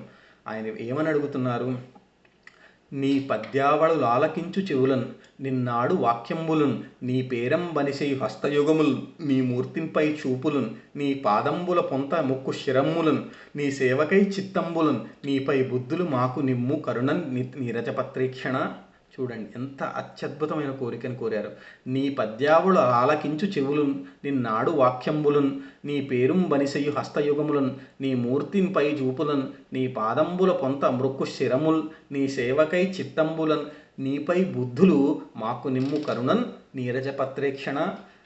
ఆయన, ఓ స్వామి, నీ పద్యములను ఎప్పుడూ ఆలపిస్తూ ఉంటే వినేటువంటి చెవులను, ఎల్లప్పుడూ నీ నామమునే చెప్పుకునే వాక్యములు అంటే నా యొక్క నాలిక కంఠమును, అటువంటి కంఠమును, నీ పేరుం బనిసెను హస్తయుగములను అంటే ఏ పని అయినా నీ సేవగా భావించేటువంటి సేవగా భావించి చేసేటువంటి నా చేతులను, అలాగే నీ మూర్తిపై మాత్రమే ఆ ఏకాగ్ర తదాగ్ర దృష్టిని ఇచ్చేటువంటి చూపులను, నీ పాదములకి ఎల్లప్పుడూ మ్రొక్కేటువంటి శిరస్సును, నీ సేవపై చిత్తమును, ఎల్లప్పుడూ నీ సేవ మాత్రమే చేయాలనుకునేటువంటి చిత్తములను, అలాగే ఎల్లప్పుడూ మా బుద్ధి చిత్తము నీపై ఉండేటట్టుగా కరుణన్ మాకు నిమ్ము కరుణన్ నీరజపత్రేక్షణ. ఓ స్వామి, నీరజ దళములు అంటే కమలములు అంటే కన్నులవాడ, కన్నులున్నటువంటి స్వామి, మాకు దయచేసి దీన్ని మాకు ప్రసాదించు. ఏమేం ప్రసాదించాలి?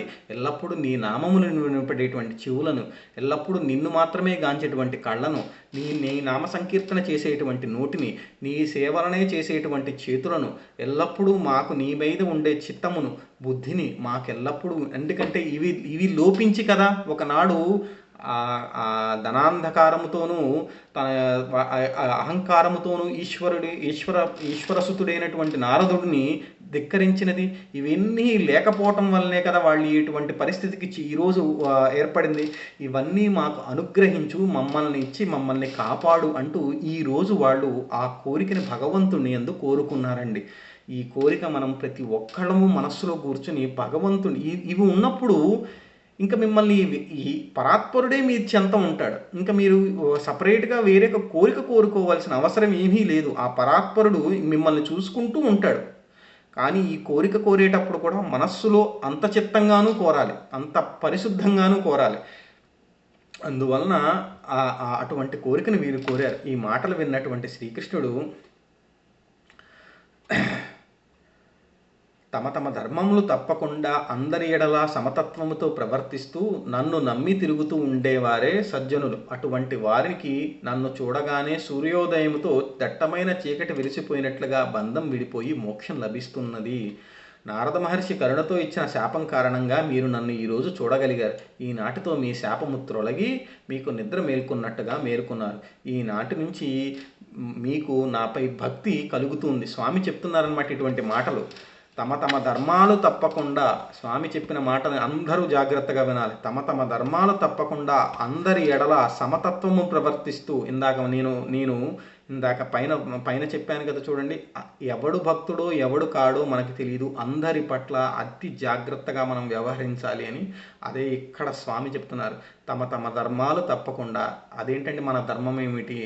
కొడుకుగా నాకు ఒక ధర్మం ఉంటుంది, భర్తగా నాకు ఒక ధర్మం ఉంటుంది, అలాగే ఒక ఉద్యోగిగా నాకు ఒక ధర్మం ఉంటుంది, అలాగే ఒక భక్తుడిగా నాకు ఒక ధర్మం ఉంటుంది, ఒక తండ్రిగా నాకు ఒక ధర్మం ఉంటుంది. అలా ఈ ప్రపంచంలో ఉన్న ప్రతి ప్రాణి పట్ల, ఒక స్నేహితుడిగా నాకు ఒక ధర్మం ఉంటుంది. అలా ప్రతి ప్రాణి పట్ల ఆ ప్రాణికి నాకున్న బంధాన్ని అనుసరించి నా యొక్క ధర్మం మారుతూ ఉంటుంది. అందరి పట్ల ఒకే ధర్మం ఉండదు. కొడుకుగా నేను ప్రవర్తించే ధర్మం వేరుంటుంది, భర్తగా నా భార్య పట్ల ప్రవర్తించే ధర్మం వేరుగా ఉంటుంది, కూతురుగా అంటే తండ్రిగా నా కూతురు కొడుకు పట్ల నేను ప్రవర్తించేటువంటి ధర్మం వేరు రకంగా ఉంటుంది. ధర్మము బంధమును బట్టి ఎప్పుడూ మారుతూ ఉంటుంది. నేను ఎలా ఉండాలి, ఏం చేయాలి. అలాగే ఉద్యోగిగా నేను ఉద్యోగస్తుడనే ఒక కార్యాలయమునకు పనిచేస్తున్నప్పుడు వాళ్ళ పట్ల నేను చూపించే ధర్మం వేరుగా ఉంటుంది. అలా దేశం పట్ల నేను చూపించే ధర్మం వేరుగా ఉంటుంది, నా సమాజం పట్ల నేను చూపించే ధర్మం వేరుగా ఉంటుంది. అలా ఒక్కొక్క ధర్మము మారుతూ ఉంటుంది. అలా వారు ఏ బంధము పట్ల వాళ్ళు ఆచరించవలసినటువంటి ధర్మాన్ని, గృహస్థుగా నా ధర్మం వేరు ఉంటుంది, ఆ ధర్మాన్ని తప్పకుండా తమ తమ ధర్మములను తప్పకుండా అందరి ఎడల సమతత్వముతో, ఎటువంటి భేదభావమును చూపించకుండా అందరి పట్ల సమతత్వముతో ప్రవర్తిస్తూ నన్ను నమ్మి తిరిగే వాళ్ళని సజ్జనులు అంటారు. అటువంటి సజ్జనులను, ఆ సజ్జనులు ఎల్లప్పుడూ నేను కాపాడుతూ ఉంటాను. అటువంటి వారికి నన్ను చూడగానే దట్టమైన చీకటి సూర్యోదయంతో విరిసిపోయినట్లుగా వారికి బంధం విడిపోయి మోక్షం లభిస్తుంది. వాళ్ళు కాలక్రమేణా నన్ను చేరుకుంటారు. ఆ రోజున వాళ్ళకి బంధం విడిపోయి మోక్షం లభిస్తూ ఉంటుంది. అలా మోక్షం లభించాలంటే, నన్ను చేరుకోవాలంటే వాళ్ళు చేయవలసిన ఒకే ఒక్క పని ఈ పని. తమ తమ ధర్మములను తప్పకుండా అందరి ఎడల సమతత్వముతో ప్రవర్తిస్తూ నన్ను నమ్మి తిరుగుతూ ఉండాలి. ఆయన ఎప్పుడు అన్నీ వదిలేసి సన్యాసం తీసుకుని నన్ను ఆశ్రయించమని చెప్పాలి. ఆయన చెప్పింది అండర్లైన్ చేసుకోవాలి. వాళ్ళ వాళ్ళ ధర్మాలను వాళ్ళు పాటించి తీరాలి. గృహస్థుగా నేను చేయవలసిన ధర్మాన్ని అన్ని రకాలుగా, అంటే మనము ఎవరి పట్ల ఏమేమి చెయ్యాలో ఆ ధర్మాలని తప్పకుండా మనము పాటించి తీరాలి. అలా పాటిస్తూ కూడా నన్ను తలుచుకుంటూ ఉండాలి. ఎందుకంటే ధర్మాచరణ అంత సామాన్యమైనది ఏమీ కాదు. ఎన్నో కష్టాలు వస్తాయి, ఎన్నో వదిలేసుకోవాల్సి వస్తాయి, ఎన్నో తెచ్చుకోవాల్సి వస్తాయి, కొన్ని నెత్తి మీద పెట్టుకోవాల్సి వస్తాయి, కొన్ని దించుకోవాల్సి వస్తాయి. అలా దించుకునేటప్పుడు దించుకునే వాటి మీద మమకారం ఉండకూడదు. నెత్తి మీద పెట్టుకునే వాళ్ళ మీద నెత్తి మీద పెట్టుకోవాల్సిన బాధ్యత పట్ల ఏహ్యత ఉండకూడదు. ఈ రెండింటిని ఏమీ తీసుకోకుండా అన్నిటినీ సమతత్వంతో నడిపించుకుంటూ, ఎందుకు చెప్తున్నానంటే ఎన్నో కుటుంబాలలో మనం చూస్తూ ఉంటాం. పెళ్ళైన వాళ్ళు ఉంటారు, అత్తమామలు ఉంటారు, వాళ్ళకి వీళ్ళకి ఎన్నో సంబంధాలు ఉంటాయి, బాంధవ్యాలు ఇలాంటివన్నిటి మధ్య కూడా మనుష్యుడు అనేవాడు తన ధర్మాన్ని ఎట్టి పరిస్థితుల్లో తప్పకూడదు. అవతల వాళ్ళు సరే బేసా అనేది కాసేపు పక్కన పెట్టాలి. మనం చేస్తున్నది ధర్మమా కాదా? ఎందుకంటే అల్టిమేట్గా వీఆర్ ఆన్సరబుల్ టు భగవంతుడు. మనము కేవలం మనకి మన ఈశ్వరుడికి మనం ఆన్సరబుల్. పక్కవాడు బాలేదు కదా, వాడిని శిక్షించి తర్వాత నా దగ్గరకు వచ్చి నన్ను శిక్షించు అనటానికి ఏమీ ఉండదు ఇక్కడ. నీ ధర్మం నువ్వు పాటించకపోతే నీ కర్మ నిన్ను కొట్టి తీరుతుంది. అందులో ఎటువంటి సందేహము లేదు. పక్కవాడు బాగున్నాడా, పక్కవాడి పరిస్థితి, వాడి యొక్క కర్మను అనుసరించి వాడి యొక్క జీవితం మారుతూ ఉంటుంది. నీ కర్మను అనుసరించి నీ జీవితం మారుతూ ఉంటుంది. నీ పూర్వపుణ్యములను బట్టి నీ జీవితం నడుస్తూ ఉంటుంది, వాడి పూర్వపుణ్యములను బట్టి వాడి జీవితం నడుస్తూ ఉంటుంది. అంతేగాని ఒకటితో ఒకటి కంపేర్ చేసుకోవటం, వాడు అలా చేశాడు కనుక నేను కూడా ఇలా చేస్తాను, వాడు అలా ఉన్నాడు కనుక నేను ఇలా ఉంటాను, ఒకడు ఉన్నట్టుగా ఇంకొకడు ఉండలేడు. వాడి యొక్క జీవిత చక్రము ఒకటి నుంచి ఇంకొకటికి ఎప్పుడూ మారిపోతూనే ఉంటుంది. ఎప్పుడూ ఒకే సమయంలో ఎవరికి ఏది ఉండదు. ఒకడికి ఒక సమయంలో కష్టంగా ఉంటే ఇంకొకటికి అదే సమయంలో సుఖాన్ని అనుభవిస్తూ ఉంటాడు. అదే సుఖమును అనుభవించినవాడు ఇంకో రోజు దారిద్ర్యంలో ఉంటే ఈ కష్టం అనుభవించినవాడు ఈరోజు సుఖపడుతూ ఉండొచ్చు. వాళ్ళ పూర్వ పుణ్య ఫలానుగ్రహమే తప్పించి అందులో ఎటువంటిది లేదు. ఆ పూర్వపుణ్యము అంటే మనం చేసుకుంటుందే పాపము పుణ్యము. అందుకోసం ఈరోజు చేసుకున్న పాపము ఇంకొక రోజున అది పాపకర్మగా మన చుట్టుకుంటుంది. అందువలన దాని ఎట్లా చాలా జాగ్రత్తగా ఉండాలి. అందువలన మన ధర్మాచరణలో ఎట్టి పరిస్థితుల్లోనూ తేడా ఉండకూడదు. ఎందుకంటే ధర్మము తప్పామా పరమేశ్వరుడు మన దగ్గర నుంచి దూరం అయిపోతున్నాడు. ధర్మము తప్పకుండా పట్టుకుని ఈశ్వరా నీ కాళ్ళను పట్టుకున్నామా, ఈశ్వరుడు ఎప్పుడు ఉంటాడు. అదే మాట ఇక్కడ శ్రీకృష్ణుడు చెప్తున్నాడు. అందరి ఎడల సమతత్వముతో ప్రవర్తిస్తూ నన్ను నమ్మి తిరుగుతూ ఉంటారే వాళ్ళు సజ్జనులు. వాళ్ళు ఎప్పుడైతే నన్ను చేరుకుంటారో ఆ మరుక్షణం దట్టమైన చీకటి విరిసిపోయినట్లుగా బంధం విడిపోయి మోక్షం లభిస్తుంది వాళ్ళకి. అలాగే నారద మహర్షి కరుణతో ఇచ్చిన శాపం కారణంగా మీరు నన్ను ఈరోజు చూడగలిగారు. ఈనాటికి మీ శాపము తొలగి మీరు నిద్ర మేలుకున్నారు. ఈనాటి నుండి ఎప్పుడైతే నా స్పర్శ మీకు తగిలింది కదా, ఈ రోజు నుంచి మీకు నా పట్ల భక్తి కలుగుతుందయ్యా, మీరు వెళ్ళి రండి అంటూ శ్రీకృష్ణుడు అనుజ్ఞ ఇవ్వగానే యక్షులు మహాప్రసాదం స్వామి అంటూ ప్రదక్షిణములు చేసి పెక్కు విధములుగా మ్రొక్కి సెలవు తీసుకుని తమ స్థానములైన ఉత్తర దిక్కుకి వారందరూ వెళ్ళిపోవటం జరిగింది.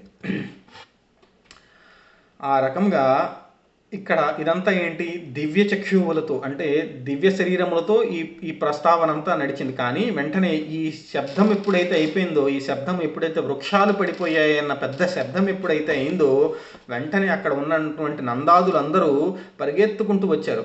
ఎందుకంటే పెద్ద శబ్దం అయింది. ఎందుకంటే 2 పెద్ద చెట్లు భూమి మీద పడితే భూమి అదిరిపోతుంది. భూమి కూడా ఒక్కసారిగా పెద్ద శబ్దము భూమి కంపించిపోతుంది.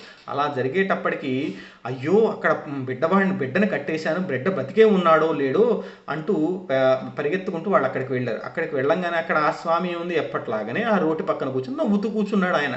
వెంటనే వాళ్ళందరూ అన్నారు, ఈ చెట్లు పడిపోతే రోటికి కట్టివేయబడ్డ ఈ పాపడు ఎలా బ్రతికాడో చూశారా, ఏడవనైనా ఏడవలేదు, ఇటువంటి పిల్లాడమ్మా వీడు అంటూ వాళ్ళు అనుకున్నారు. అలాగే అసలు వెంటనే నందుడు అక్కడ ఉన్న వాళ్ళందరూ ఈ వృక్షాలు ఎలా కూలాయి, పిడుగా పడలేదు, పెద్ద గాల రాలేదు, ఎవరు నరికిన సూచనలా లేవు, కానీ వేళ్లతో సహా పెకిలించుకొని పడ్డాయి. పోనీ వీడు పడద్రోసాడా అనుకుందామా, వీడు అసలు ఇంత చిన్న బాలుడు, వీడు ఎలా పడద్రోస్తాడు, అసలు ఈ చెట్లు ఎలా కూలిపోయాయి అంటూ అక్కడ ఉన్నటువంటి నందాదులందరూ అలా అనుకుంటుండగా అక్కడ ఆడుకుంటున్నటువంటి గోపాల బాలుడు, కొంతమంది గోపాల బాలుడు బాలుడు అందరూ ఒకసారి మనకి ఈ బండి రూపంలో ఉన్నటువంటి వీడి తన్నినప్పుడు కూడా మనం అనుకున్నాగా అక్కడ ఆడుకుంటున్నటువంటి బాలురు చూశారు అని. అలాగే ఇక్కడ కూడా ఆడుకుంటున్నటువంటి బాలురు అక్కడ పరిగెత్తుకుంటూ వచ్చి నీకు ఓ నందుని నుంచి ఉద్దేశిస్తూ, నీ కుమారుడైనటువంటి కృష్ణుడు ఆ చెట్ల సందులోంచి వెళ్ళాడయ్యా, ఆయన దూరి ఈ రోలు అడ్డం పడింది ఆ చెట్లకి, ఆయన రోలుని గట్టిగా లాగేటప్పటికి ఈ చెట్లు కూడా వేళ్లతో సహా పడిపోయాయి. ఆ తర్వాత ఎవరో ఇద్దరు మనుషులు కనిపించారయ్యో ఆ చెట్ల నుంచి అంటూ చెప్పారు. వీళ్ళందరూ అంటే ఆ గోపాల బాలకుల యొక్క పరిస్థితి కూడా చూడండి, వాళ్ళకి తెలియకుండానే ఎన్నో దివ్యమైన శక్తులు వాళ్ళకు వచ్చాయి. ఎందుకంటే దివ్య శరీరములతో ఉన్నటువంటి యక్షుల్ని ఎవరూ చూడలేరు. స్వామి మాట్లాడుతున్న మాటలను కూడా ఎవరు వినలేరు, కానీ వీళ్ళు చూడగలిగారు వీళ్ళ కళ్ళతో. అంటే వీళ్ళ యొక్క స్థితి ఎలా వాళ్ళకి తెలియకుండానే ఎలా మారిపోయిందో చూడండి. కానీ ఆ గోపబాలకుల మాటలను ఎవరు నమ్ముతారు? వాళ్ళందరూ చిన్నపిల్లలు చెప్పే మాటల్ని వాళ్ళు సత్యాలే చెప్పినా నమ్మే పరిస్థితి వీళ్ళకి లేదు.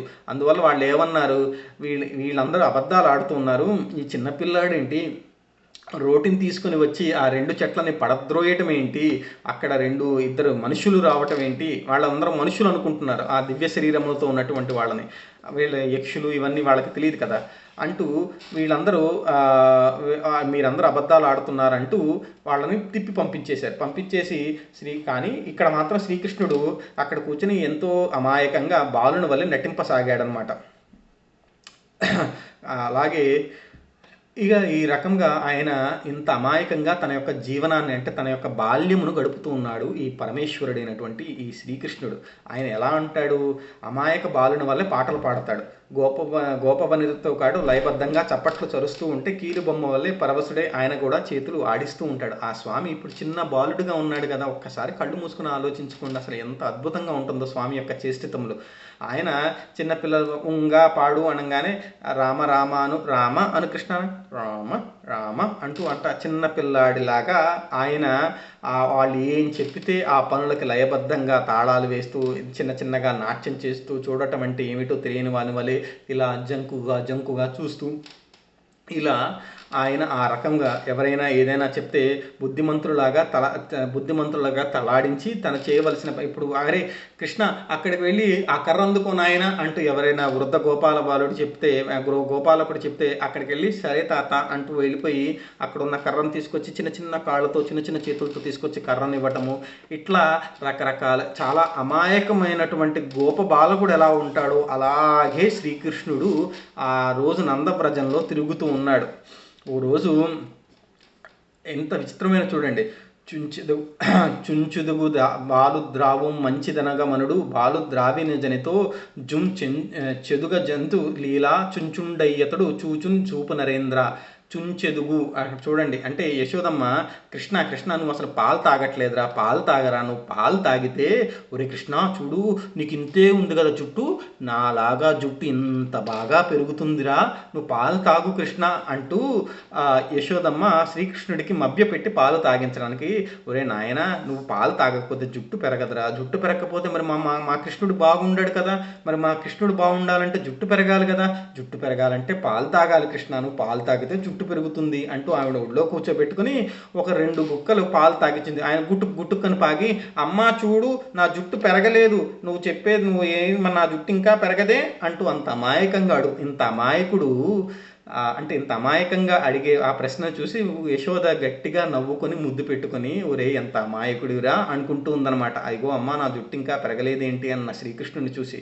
అంటే ఎంత మభ్యపెట్టాడో చూడండి స్వామి. సకల జగదాచార్యుడై భగవద్గీతని ఉపదేశించినటువంటి స్వామి ఎంత అమాయకుడై నటించాడో ఆ రోజున యశోదమ్మ దగ్గర చూడండి. అమ్మా ఇంకా నా జుట్టు పెరగలేదే అంటూ అలా మాట్లాడాడు. అలాగే ఇంకొక రోజు ఏం జరిగింది, శ్రీకృష్ణుడు శలగోల చేత పెట్టుకొని అంటే సెలగోల అంటే ఈ చిన్న కర్ర లాంటిది ఇట్లా పట్టుకొని తిరుగుతూ ఉంటారు చూడండి.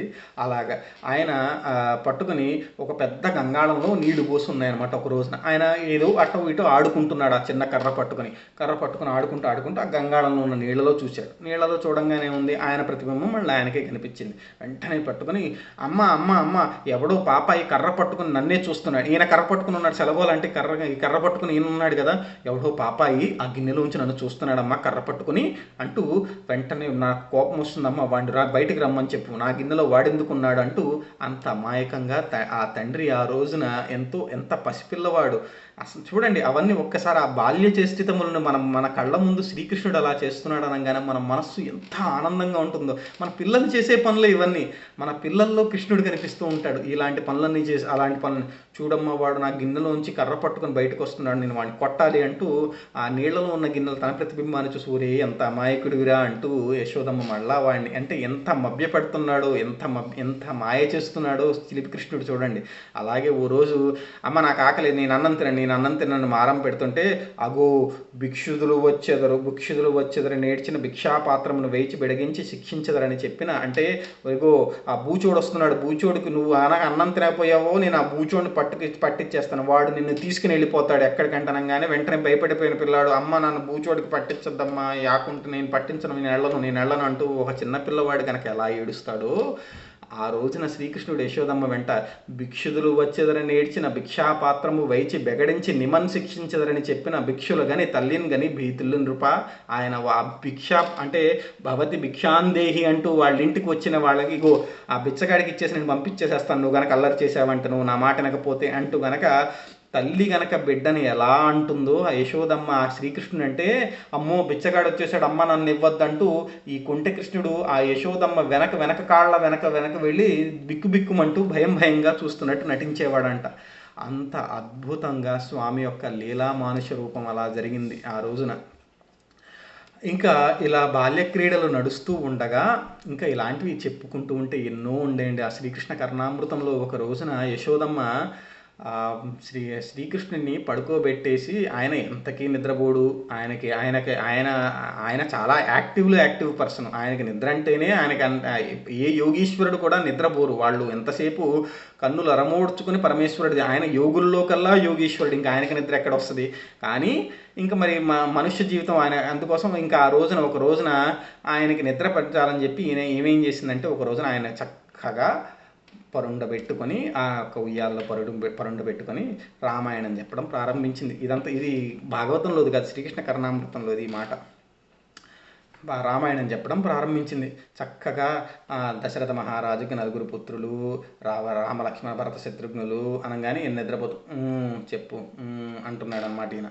ఆ తర్వాత రామలక్ష్మణ భరత శత్రుఘ్నులందరికీ దశరథుడికి వారంటే చాలా ఇష్టము అనగానే ఒకనాడు విశ్వామిత్రుడు వచ్చి రాముణ్ణి లక్ష్మణుణ్ణి తన యొక్క యాగ సంరక్షణార్థము తీసుకువెళ్ళాడు అనగానే అంటున్నాడు ఈయన నిద్రపోతూ.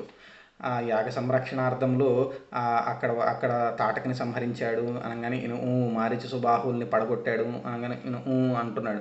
ఆ తర్వాత సీతమ్మ వారికి స్వయంవరం జరిగింది, శివధనస్సును ఎక్కుపెట్టినటువంటి రాముడిని సీతమ్మ వరించింది. ఆ తర్వాత కైకమ్మ 3 కోరికలు కోరింది, కోరిన ప్రకారం రాముడు అరణ్యవాసం చేశాడు. అరణ్యవాసంలో ఉండగా మాయలేడి రాముణ్ణి లక్ష్మణుణ్ణి మాయ తప్పించినప్పుడు రావణాసురుడు సీతమ్మను అపహరించాడు అనగానే వెంటనే ఆయన కళ్ళు తెరిచి లక్ష్మణ ఏది నా ధనస్సును పట్టరా, ఆ రావణాసురుని ఈరోజే చంపేస్తానని గట్టిగా అన్నాడంట. ఆయన ఎక్కడున్నాడు? శ్రీకృష్ణుడు అక్కడ పడుకుని ఉంటే ఆయనకి వెంటనే సీతమ్మని చెరపట్టాడన్న మాట వినపడంగానే వెంటనే లేచి లక్ష్మణ ఏది నా ధనస్సు పట్టరా అని చెప్పి అన్నాడంట. వెంటనే ఈవిడ ఒక్కసారిగా దడుచుకుంది, ఏం మాట్లాడుతున్నాడు అని. వెంటనే ఈయన మాయాస్వరూపం మళ్ళా వైష్ణవం ఆయన కమ్మేశాడు ఆమె వెంట. చూడండి ఆయన యొక్క లీల, ఆయన యొక్క స్వామి ఇన్ని అసలు అవి చదువుకుంటూ ఉంటే ఆ పక్కనే మనం ఉన్నట్టుగానే అనిపిస్తూ ఉంటుంది. ఆ పక్కనే ఆ యశోదమ్మని శ్రీకృష్ణుడిని అలా పడుకున్నటువంటి స్వామిని చూస్తూ మనం ఈ లీలలని చదువుకుంటూ ఉంటే అసలు ఇంకా ఆయనతో మనకున్న సాంగత్యం ఎలా ఉంటుందో ఒక్కసారి ఊహించుకోండి. అందుకోసమే 10వ స్కందం పరమ పవిత్రమైన స్కందం. అసలు అన్ని స్కందములు పరమ పవిత్రమైనది, కానీ దశమ స్కందంలో మనని మనం ఊహించుకోవచ్చు, స్వామితో మనం కూడా తాదాత్మ్యత చెందవచ్చు. అత్యద్భుతమైనది. అయితే ఇలా ఇలా నడుస్తూ ఉండగా మరలా కథాభాగంలోకి వద్దాము. ఇలా ఈయన యొక్క బాల్యం నడుస్తూ ఉండగా ఈయన గోపికలందరినీ వినోదింపజేస్తున్నాడు. కానీ నందుడు మిగిలిన గోపాలకులందరినీ, ఈ మగవాళ్ళైనటువంటి గోపాలకులు ఉంటారు కదా, వీళ్ళందరినీ ఆయన సమావేశపరిచి ఎన్నో ఉత్పాతాలు సంభవిస్తున్నాయి. కాసేపు ఈ పూతన వచ్చింది, పూతన చనిపోయింది. ఆ తర్వాత ఈ తృణావర్తుడు వచ్చాడు, తృణావర్తుడు చనిపోయాడు. ఆ తర్వాత బండి రూపంలో వచ్చినటువంటి వృత్రాసురుడు చనిపోయాడు. ఇలా వీళ్ళందరూ ఒకళ్ళ తర్వాత ఒకళ్ళు ఎన్నో ఉత్పాతాలు సంభవిస్తున్నాయి. నిన్నగాక మొన్న ఆ 2 పెద్ద మధ్య వృక్షాలు పడిపోయాయి. ఏదో నా బాలుడు అదృష్టవంతుడుగాన ఎలాగో తప్పించుకున్నాడు. ఎందుకో ఇక్కడ ఉండటం, ఈ నందవ్రజంలో ఉండటం మంచిది కాదేమో. ఇక్కడ ఎన్నో ఉత్పాతాలు, భయంకరమైన ఉత్పాతాలు కనిపిస్తూ ఉన్నాయి. ఒకదాని తర్వాత ఒకటి ఎన్నో ప్రమాదాలు సంభవిస్తూ ఉన్నాయి. ఇంకా మనం ఇక్కడ నుంచి మనం ఏ ప్రదేశములకైనా వెళ్దాము, కాస్త ప్రశాంతంగా, కాస్త మంచిగా జీవించడానికి. కృష్ణుడి మీదనే కాదు, ఇటువంటి ఉత్పాతాలు ఎవడి మీదకు వచ్చాయో కానీ నా పుత్రుడు వీటి నుంచి తప్పించుకుని అదృష్టవంతుడై ఉండటం వల్ల అని నందుడు అక్కడ ఉన్న గోపాలకులందరినీ సమావేశపరిచి, ఎందుకంటే ఆయన నాయకుడు కదా, ఇక్కడ నుంచి మనం వేరొక చోటికి వెళ్ళిపోదాము ఈ నందవ్రజాన్ని వదిలేసి అని అక్కడ ఉన్న వారందరితో సమాలోచన చేస్తున్నాడు. అలా అక్కడ ఉన్నప్పుడు ఒక వృద్ధ గోపాలకుడు, అక్కడ ఉన్న వాళ్ళలో ఒక వృద్ధుడైనటువంటి గోపాలకుడు లేచి తన మనస్సులో ఒక దైవ సంకల్పం వల్ల ఏర్పడినటువంటి ఒక ఆలోచనని ఈ విధంగా అన్నాడనమాట. అసలు ఆయన ఏమన్నాడంటే, అసలు చూడండి, అసలు ఇది మనుషులు ఉండే ప్రదేశమైనా ఆ కృష్ణుణ్ణి అపకారం చేయటం కోసమే ఒక రాక్షసి చనుబాలు ఇవ్వటానికి ప్రయత్నించింది. ఇంకొకడేమో సుడిగాలితో సహా వచ్చాడు. నిన్నగాక మొన్న దట్టమైన చెట్లు వాని మీద పడబోయాయి. కానీ శ్రీమన్నారాయణ అనుగ్రహం వల్ల ఆ బాలుడికి ఎటువంటి అపాయం జరగలేదు. అందువల్ల ఇక నా మనసుకి ఏమనిపిస్తుందంటే, ఇక్కడికి దగ్గరలో బృందావనం అనే ఒక ప్రదేశం ఉన్నది. అక్కడ పశువులకి మేత పుష్కలంగా ఉంటుంది. అంటే వీళ్ళిప్పుడు ఈ ఊరిని వదిలేసి వేరొక ఊరికి వెళ్దాము. మళ్ళీ ఆ ఊరు కూడా ఎలా ఉండాలి మరి, వీరికి పశుపాలన, వీళ్ళ యొక్క వృత్తే పశుపాలన, వీళ్ళకున్న ఏకైక జీవనాధారమే గోవుల్ని పెంచుకోవటం. అందువలన వీళ్ళు ఎంత జాగ్రత్తగా ఉండాలనుకుంటారో వాళ్ళ పశు సంపద కూడా అంత జాగ్రత్తగా ఉండాలనుకుంటారు. అందువల్ల వాళ్ళు ఏమంటున్నారు, ఇక్కడ బృందావనం ఉన్న ఒక దగ్గరలో ఒక ప్రదేశం ఉన్నది, ఆ బృందావనం దగ్గర పశువులకు మేత పుష్కలంగా దడుస్తుంది, అలాగే అక్కడ విహరించడానికి పర్వతాలు, నదులు, చెట్లు, తీగలు కలిగిన ప్రదేశం ఎంతో అందంగా ఉంటుంది, అక్కడికి మనం వెళ్దామని ఈ వృద్ధ గోపాలకుడు నందకునికి సలహా చెప్పాడు. అప్పుడు ఆ వృద్ధ గోపాలకుడు చెప్పగానే పెద్దలు, పూజ్యులైన గోపాలకులందరూ అంగీకరించి ఒక క్రమ పద్ధతిలో ముందుగా ఆవుల మందలను వేగంగా బృందావనానికి తోలించారు. వాటి వెనకగా రక్షక వెనకనే వారి బండ్లు బయలుదేరాయి. వానిలో బాలకులు, స్త్రీలు, వృద్ధులు పైన సాగించారు. వాని పక్కనే గోపకులు కవచములు, ధనుర్బాణములు, అమ్ముల పొదులు పట్టుకుని బయలుదేరారు. బండ్లకు వెనక భాగాన తూర్యములు మ్రోగుతూ ఉండగా పూజ్యులైన పురోహితులు వెంట నడవగా పల్లెలోని మిగిలిన వారందరూ బయలుదేరారు. గుంపులుగా ఈ మొత్తమంతా ఉప్పొంగే ఉత్సాహంతో పుణ్యభూమి అయిన బృందావనానికి బయలుదేరారు. చూడండి, అసలు ఇంత చిన్న డీటెయిల్ వ్యాసుడు కానీ పోతన కానీ మనకి ఎందుకు ఇవ్వాలండి? మనకేం అవసరం? మామూలుగా వీళ్ళందరూ కలిసి బృందావనానికి వెళ్ళారని ఒక మాట చెప్తే సరిపోదా? వీళ్ళు ఇలా బయలుదేరారు, ఇలా వెళ్ళారు, ఇలా ఉన్నారు అని మనకి ఎందుకు చెప్పాలి?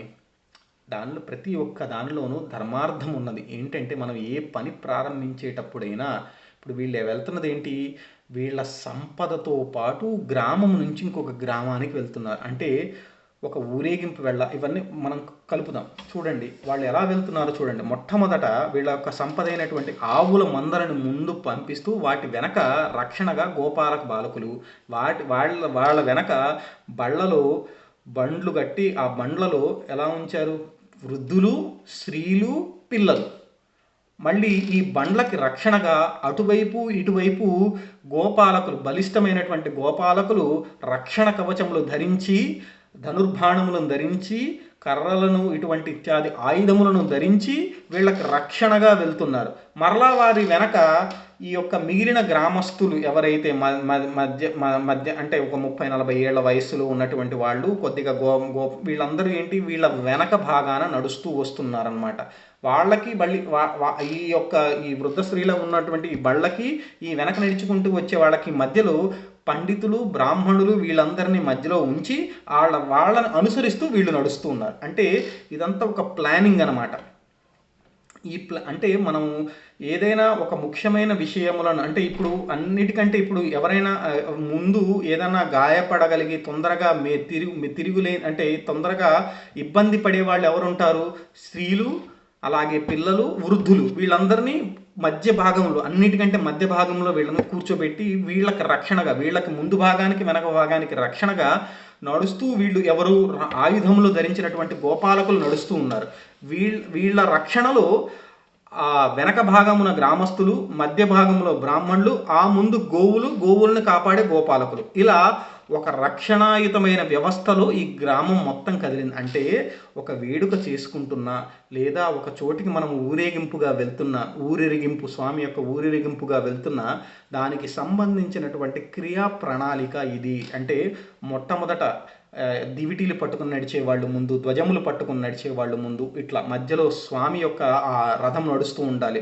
ఈ స్వామి రథానికి దీనికి మధ్యలో సువాసినులు అందరూ స్వామి యొక్క పళ్ళాలు, అంటే ఏదైనా ఒక ఊరేగింపు నడిచేటప్పుడు కానీ, లేదా ఏదైనా ఒక పని జరిగేటప్పుడు కానీ ఒక ప్రణాళిక ఎలా ఉండాలి. ఒక వ్రతం చేద్దాం అనుకున్నాం అనుకోండి, వ్రతం చేద్దాం అనుకున్నప్పుడు ఉదయాన్నే ఏ పనులు చేయాలి, ఈ మధ్య భాగంలో ఏ పనులు, వచ్చిన వాళ్ళని రిసీవ్ చేసుకోవడానికి ఎవరు ఉండాలి, వాళ్ళకి ఆకలిస్తే పెట్టడానికి ఎవరు ఉండాలి, ఇలా ఒక ప్రణాళిక ఎలా ఉండాలో ఆ ప్రణాళికని ఇక్కడ చెప్తున్నారు. ఎందుకంత డీటెయిల్డ్గా చెప్తున్నారంటే, ఒరే నాయనా, భాగవతం చదువుకుని నువ్వు సన్యాసి వైపోవని ఎవరు చెప్పట్లేదు. నీ ధర్మాన్ని ఆచరించు, నీ భక్తితో నీ ధర్మాన్ని ఆచరించు. ధర్మం ఆచరించాలంటే యుక్తి కూడా ఉండాలి. నువ్వు ఏం చేస్తున్నావో నీ బుద్ధికి తెలియాలి. ఇప్పుడు మనం భగవంతుని ఆశ్రయిస్తాం, కానీ మానవుడికి భగవంతుడు కూడా ఇచ్చిన యుక్తిని ఉపయోగించుకొని ధర్మబద్ధంగా జీవిస్తూ పరమేశ్వరుని ఆశ్రయిస్తే అప్పుడు ఈశ్వరుడు కూడా ఎంతో కరుణతో చూస్తాడు. ఒరే, వీడికి నేను బుద్ధి ఇచ్చాను, కానీ ఆ బుద్ధిని వీడు మార్పుకు ఉపయోగించుకోకుండా ఆ బుద్ధిని కూడా నా యందే ప్రక్షేపించి నన్ను చేరుకోవాలని వీడు ఆశిస్తున్నాడని చెప్పి భగవంతుడు 2 అడుగులు ముందుకు వస్తాడు. అందువల్ల మనం చేసే ప్రతి పని, ఎందుకంటే ఇప్పుడు మీరు ఒక వ్రతం చేస్తారు, చక్కగా మీరు వెళ్ళేసి వ్రతం పీటల మీద కూర్చుంటారు. అక్కడ అన్నం అంటే అక్కడ టిఫిన్ పెట్టడానికి, అంటే షుగర్ పేషెంట్లు ఉంటారు, వాళ్ళు ఉంటారు, వీళ్ళు ఉంటారు. ఆ ఇంటికి వచ్చిన అతిథులను చూసుకోవడానికి ఎవడూ లేకుండా మీరు వెళ్ళి వ్రతం పీటల మీద కూర్చొని వ్రతం చేస్తున్నారనుకోండి, అక్కడ ఎవడో అన్నార్థుడు, అన్నమో రామచంద్ర ఆకలేస్తుందిరా బాబు, వీళ్ళేంట్రా బాబు ఈ వ్రతం చేసుకుంటున్నారు అనుకుంటే లోపల ఉన్న నారాయణుడు ఎక్కడ సంతోషిస్తాడు? లేదా వాడేదో మాట్లాడుతున్నారు, వ్రతం పీటల మీద మీరున్నారు, మీ యొక్క ఆలోచన వాడేం మాట్లాడుతున్నాడో వెళ్తూ ఉంటుంది. ఇంకా మీరు వ్రతం ఎక్కడ చేయగలుగుతారు? అలా కాకుండా మీ బుద్ధి ఈశ్వరుని మీద ఉండాలంటే మీరు చేయవలసిన పనికి ఒక ప్రణాళిక ఎలా ఉండాలి, అందుకోసం ఇంత డీటెయిల్డ్గా చెప్తున్నారు. మీరు ఏ పని చేసినా ఒక ప్రణాళికతో మీ బుద్ధిని ఉపయోగించి తప్పు ఎక్కడ జరగచ్చో ఆ తప్పు జరగకుండా ఎలా నివారించాలో దానికి తగ్గ ప్రయత్నం మీరు చేసి అప్పుడు భగవంతుని ఆశ్రయించండి. అప్పుడు మీకు ఎటువంటి ఇబ్బంది లేకుండా ఈశ్వరుడు కాపాడుకుంటూ ఉంటాడు. ఇందుకోసమే వీళ్ళు చూడండి ఎంత జాగ్రత్తగా ప్రణాళికను ఉపయోగించి వీళ్ళు పుణ్యభూమి అనేటువంటి బృందావనానికి వీళ్ళందరూ బయలుదేరారనమాట. ఆ రకంగా వీళ్ళందరూ వీళ్ళకేముంది, వీళ్ళకి సందడి చక్కగా. ఎవరికి బలరామకృష్ణులు ఇద్దరికి కాసేపు రోహిణి యశోద ఒకే బండిలో కూర్చోగానే వీళ్ళిద్దరు ఏ కోరికలు లేని ఆనంద స్థితిలో బలరామకృష్ణుల్ని ఇక వాళ్ళిద్దరూ చక్కగా అన్నా తమ్ముళ్ళిద్దరు కూర్చొని ఇంకా ఆడుకోవటం ప్రారంభించారు. కాసేపు ఆవుల మధ్యలో తిరుగుతూ ఉంటారు. వీళ్ళందరూ నడుస్తూ ఉంటే ఈ పిల్లలు కదా కాసేపు బండిలో కూర్చుంటారు, కాసేపు బండిలోంచి దిగుతారు, కాసేపు పరిగెడుతూ ఉంటారు. ఇంకా వాళ్ళ ఇష్టం, ఇంకా వాళ్ళ సంతోషమే వాళ్ళ సంతోషము. ఇలా వీళ్ళందరూ చక్కగా బృందావనంలో పరమ పవిత్రమైనటువంటి బృందావనంలో ప్రవేశించారు. ఆ బృందావనము పక్కగా కాళింది నది వెళ్తూ ఉంటుంది, మునులందరినీ రక్షించేదనమాట. ఆ బృందావనం చేరిన కొంతకాలానికి బలరామకృష్ణులు వేడుకతో ఈ గోపాల బాలులతో కలిపి ఆనందంగా దూడలు, ఇంకా చిన్నగా వీళ్ళకి 4 ఏళ్ళు 5 ఏళ్ళు వస్తున్నాయి. ఇంకా వీళ్ళు కూడా దూడలు కాయటం కోసం, ఇంకా వాళ్ళ వృత్తి అదే కదా, చక్కగా వాళ్ళందరూ పిల్లలతో కలిపి బలరామకృష్ణులు ఒక జట్టులుగా వేసుకొని ఇంకా ఈ ఆవుల వెంట దూడల వెంట గొడ్లను కాయటం కోసం, అంటే ఈ ఆవులని కాయటం కోసం పరిగెత్తాడనమాట. వీళ్ళు చక్కగా తయారై ఒక వేణువుని తీసుకొని బలరామకృష్ణులు ఇద్దరు వేణువులను రకరకాలుగా ఊదుతూ వేషాలతోనూ ఆ తర్వాత ఎన్నో రకాల ఆటలు ఇప్పుడు మనం చిన్నప్పుడు కనుక మనం ఏంటి దొంగ పోలీస్ ఆట ఆడుకుంటాము, తర్వాతనేమో దాగుడు మూతలు ఆడుతూ ఉంటాము, తర్వాత స్తంభాల ఆట ఆడుతూ ఉంటాము. ఇలా మనం మనం ఎలా చిన్నప్పుడు మనం ఎలా ఆటలు ఆడుకున్నామో ఆ స్వామి వాళ్ళందరూ కూడా జట్టీలు వేసుకొని ఒరే మీరందరూ శత్రు వృషభాలు, మేమందరం మా అంటే ఎడ్లు కొట్లాడుకున్నట్టు వీళ్ళు ఎడ్ల రూపాలు వేసుకుని రెండు కొమ్ములు చెక్క కొమ్ముల్ని లేకపోతే కొమ్మల్ని కొమ్ములుగా పెట్టుకొని నువ్వు నేను అంటూ రెండు ఎద్దులు కొట్టుకున్నట్టుగాను అట్లా కొట్టుకోవటము. తర్వాతనేమో నేను రాజు మీరు బంట్లు అంటూ తర్వాతనేమో పందాలు వేసుకుని ఒరే ఆ మామిడి పండుని నేను కొడతానని రాళ్లతో కొట్టడము. ఇట్లా ఇక చిన్న చిన్న పిల్లలుగా ఎలా ఆడుకుంటుంటారు. ఎంత భాగ్యవంతులండి ఆ గోపాలుడు. ఆ అసలు ఎటువంటి ఈశ్వరుడు అండి ఆయన. అసలు ఉదయాన్నే తిరుమలలో స్వామి కైంకర్యం కోసం ముక్కోటి దేవతలందరూ తమ దివ్య శరీరములతో స్వామి ఎప్పుడు లేస్తాడా, ఆయన చరణాలని ఎప్పుడు పట్టుకోవాలా, తమ కిరీట కాంతులతో స్వామి యొక్క చరణాలని వెలుగొందించేంత భోగ్యమైనటువంటి పరిస్థితిలో స్వామి ఉంటాడు. ఆ స్వామి యొక్క చరణాలని ఒక్కసారి దర్శించుకోవాలని చెప్పి శ్రీ మహాలక్ష్మి అంతటిది ఎదురు చూస్తూ ఉంటుంది. అటువంటి స్వామి ఈరోజు అన్యం పుణ్యం ఎరిగినటువంటి గోపాల బాలులతో బురదలోను మట్టిలోను వాటిలోనూ తిరుగుతూ ఆ పండ్ల అసలు చూడండి ఎలా పెరిగాడో స్వామి. ఎలా అంటే ఇంకా మన దగ్గరికి రాకుండా ఉంటాడా? మీరు మనస్ఫూర్తిగా పిలిస్తే అంటే మనకు మనస్సులో అనుకోవచ్చు ఆ స్వామికి ఎంతోమంది భక్తులు ఉంటారు, నా దగ్గరికి వస్తారు. ఏమీ తెలియనటువంటి గోపాల బాలుల దగ్గరికి వెళ్ళి వాళ్ళందరితో ఎంత కలిసిపోయాడు స్వామి. అసలు అది చదువుతూ ఉండుంటే నేను ఎన్నో పద్యాలను కొద్దిగా ఫార్వర్డ్ చేస్తూ ఉన్నాను కథాభాగం నడవాలని చెప్పి. కానీ అసలు ఆ స్వామి చేసినటువంటివి ఇలా ఆ రకంగా కాసేపు ఉత్తుతో యుద్ధాలు చేసుకుంటూ దొంగ దెబ్బలు కొట్టుకుంటూ అందమైన స్థలాల్లో అలా ప్రవేశిస్తూ పెద్ద బండరాళ్ల పైకెక్కి జారుడు బండలాడుతూ చెట్ల పైకెక్కి కోతి కొమ్మచ్చలాడుతూ ఇట్లా స్వామి వాళ్ళ బలరామకృష్ణులు ఇద్దరితో గోవత్సములను మేపుతూ నడుస్తూ ఉన్నాడు. అయితే ఇవన్నీ గమనించినటువంటి ఈ కంసుడు పంపించిన రాక్షసులు చాలామంది ఉన్నారనమాట. ఈ పిల్లల్ని ఎలాగైనా పట్టి సంహరించాలని. వీడికి పూతన చనిపోయింది, వీళ్ళందరూ చనిపోయారని తెలిసి వీడేం చేశారంటే సరే వీడిని ఎలాగైనా పట్టుకోవాలని చెప్పి గోవుల్ని కాస్తూ ఉన్నాడు కదా అని చెప్పి ఈయన కూడా ఒక ధేనుకాసురుడు లాగా అంటే ఒక కోడె దూడ రూపంలో వత్సాసురుడు అంటాడనమాట. అంటే ఒక కోడె దూడ, వత్సము అంటే గోవత్సము అంటే కోడె దూడ అనమాట. ఆ వత్స రూపంలో ఈ యొక్క రాక్షసుడు బయలుదేరాడనమాట. బయలుదేరి వీడు మిగతా అందరి దూడలతో పాటు కలిసి శ్రీకృష్ణుడు పక్కగా వీడు వస్తున్నాడు అనమాట. ఎక్కడైనా అదును చూసుకుని కొడదామని. వెంటనే భక్తుల వెంట దూడల వలన సంచరించే అంటే ఆయన కూడా శ్రీకృష్ణుడు ఎటువంటి వాడు భక్తుల వెంట అంటే భక్తులు దేనువులైతే వాటి వెంట దూడవలే దూడ గనక వాళ్ళ అమ్మ చుట్టూ ఎలా పరిగెడుతుంటుందో అలా శ్రీకృష్ణుడు కూడా భక్తుల చుట్టూ అలా పరిగెడుతూ ఉంటాడు. ఆ వెనక రాక్షస రూపంలో ఉన్న ఈ దూడని శ్రీకృష్ణుడు గమనించాడు. వెంటనే గుర్తించి అన్న ఈ దూడను చూసావా? వెంటనే వీళ్ళిద్దరూ పరమ చిలిపిగా ఉంటారు కదా. అన్న ఆ దూడను చూసావా, అది ఎంత చక్కగా ఉందో చూసావా అని దగ్గరగా వెళ్ళి గబాన్న దాని కాళ్ళు పట్టుకొని గిర్ర తిప్పి గట్టిగా ఒక మోదుగు చెట్టు వైపుకి ఒక వెలగ చెట్టు వైపుకి ఇసిరి కొట్టాడనమాట శ్రీకృష్ణుడు. వెంటనే ఆ దూడ చితికి పచ్చడైపోయింది. దూడ రూపంలో వచ్చిన వత్సాసురుడు అంటే ఆ దూడ అంటే దూడ కాదు అది. వెంటనే ఆ దూడ రూపాన్ని వదిలేసి వత్సాసురుడు బయటపడ్డాడనమాట. ఆ రాక్షసుడు గిలగిల కొట్టుకుని చచ్చిపోయాడు. గోప బాలకులు వెంటనే ఆ రాక్షసుడు యొక్క శరీరాన్ని చూసి గొప్పగా పెద్దగా కేకలు పెట్టారు. కానీ వీళ్ళందరికీ ఇవన్నీ సహజమైపోయినాయి. ఎందుకంటే శ్రీకృష్ణుడు చిన్నప్పటి నుంచి ఇట్లాంటివన్నీ చేస్తున్నాడు. అయ్యో చేస్తుంది శ్రీకృష్ణుడు అని చెప్పినా పెద్దవాళ్ళు ఎవరూ నమ్మట్లేదు. అందువల్ల వీళ్ళకి ఇవన్నీ అలవాటైపోయినాయి. ఆ శ్రీకృష్ణుడు అంటే ఇట్లాంటివి ఎన్నో చేస్తూ ఉంటాడు, మనం చూస్తూ వెళ్ళిపోతాం. వీళ్ళకి అలవాటైపోయింది. ఇంక వీళ్ళు చెప్పినా ఎవడు నమ్మడు. అందుకోసం వీళ్ళంతా ఆనందంగా శ్రీకృష్ణుడు చేశాడు, ఇంకేమో శ్రీకృష్ణుడు ఉన్నాడుగా మనకేంటని చెప్పేసి వీళ్ళు హ్యాపీగా నడుచుకుంటూ వెళ్ళిపోతున్నాడు. రాక్షసుడు దెబ్బతిని నేల చచ్చిపడిపోయాడు. ఆ దెబ్బకు అంత పెద్ద వెలగ చెట్టు కూడా కూలిపోయిందనమాట. గోపకుమారులు చచ్చిపడిన రాక్షసుని చూసి పట్టరాని ఉత్సాహంతో గొంగళ్ళు ఎగరేశారు. అంటే వాళ్ళ చుట్టూ ఉన్న వాళ్ళు వేసుకున్న గొంగళ్ళు ఉంటాయి కదా, అంటే దుప్పట, దాన్ని గొంగళి అంటాం అనమాట. ఆ దుప్పట్లన్నీ తీసి ఎగరేశారు. ఆనందంగా చప్పట్లు కొట్టి కేరింతలు కొట్టారు. ఆ రకంగా ఆ స్వామి యొక్క లీలా విషయమును చూసినటువంటి పైన సంచరిస్తున్నటువంటి దేవతలు కూడా పుష్పవృష్టిని కురిపించారనమాట. ఆయన ఎప్పుడు ఆయన ఎప్పుడు అందరినీ సమదృష్టితో చూసేటువంటి శ్రీకృష్ణుడు ఆయనకి తెలియకుండా ఒకడు వచ్చి ఈయన్ని సంహరించాలంటే అవుతుందా? ఆ రోజు ఉదయాన్నే గోపకుమారులు దూడలు తోలుకుంటూ అడవికి వచ్చారు. ఎండ తీవ్రంగా కాయటం వల్ల వారందరికీ చాలా దాహం వేసింది. ఆవు దూడలకి దాహం వేసి వాడిపోయినాయి. తమ తమ దూడల గుంపులను చక్కగా కొలను వద్దకు తోలుకుని పోయారు. అయితే ఆ గోవత్సము ఆ కొలను నీటి త్రాగించి వారు కూడా నీళ్లను తాగి వాళ్ళు దాహం తీర్చుకున్నారు. అనంతరము వెనుదిరిగి బయలుదేరారు. ఇప్పుడు వీళ్ళు ఏంటి, చక్కగా గోపాలకులు అలాగే వాళ్ళ యొక్క గోవుల్ని అందరినీ పచ్చిక బయళ్ళలో వదిలేసేసేసి కొండలెమ్మటి గట్లెమ్మటి తిప్పుతూ ఉంటారు కదా, అలా తిప్పుతూ మధ్యాహ్నం వీళ్ళకి కొద్దిగా బాగా దప్పికేసింది. అక్కడ ఉన్న వీళ్ళందరూ కానీ ఈ ఆవుల్ని తోలుకుంటూ ఆ యొక్క అడవి మధ్యలో ఉన్నటువంటి ఒక చిన్న సరోవర ప్రాంతానికి తీసుకువెళ్ళి ఆవులన్నింటినీ నీళ్లు తాగించి వీళ్ళు కూడా చక్కగా నీళ్లు తాగి కొద్దిగా వాళ్ళ దాహాన్ని తీర్చుకున్నారు ఈ గోపాలకులు, అక్కడ ఉన్న వాళ్ళందరూ. అయితే వాళ్ళు తిరిగి వచ్చే సమయంలో ఆ గోపాలకులకి ఒక మహాభయంకరమైనటువంటి ఒక కొంగ కనిపించింది అన్నమాట.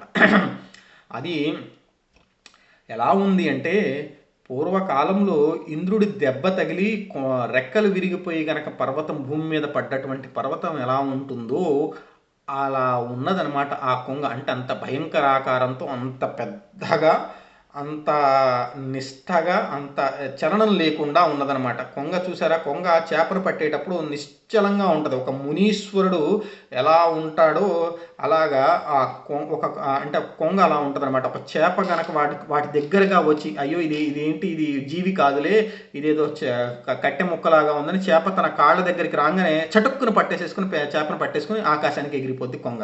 అంటే ఆ కొంగ జపం అంటారు చూడండి. కొంగ జపం చేయదు అంటే, కొంగ జపం అంటే దొంగ జపం అనమాట. అంటే కొంగ నిలబడినట్టు, అంటే తానుగా నిలబడినట్టు అలాగే నిలబడింది, ఎలాంటి చలనం లేకుండా అలాగే నిలబడి ఏకాగ్ర దృష్టితో చూస్తూ ఉంటుంది. చేప దగ్గరికి వస్తుందా అని.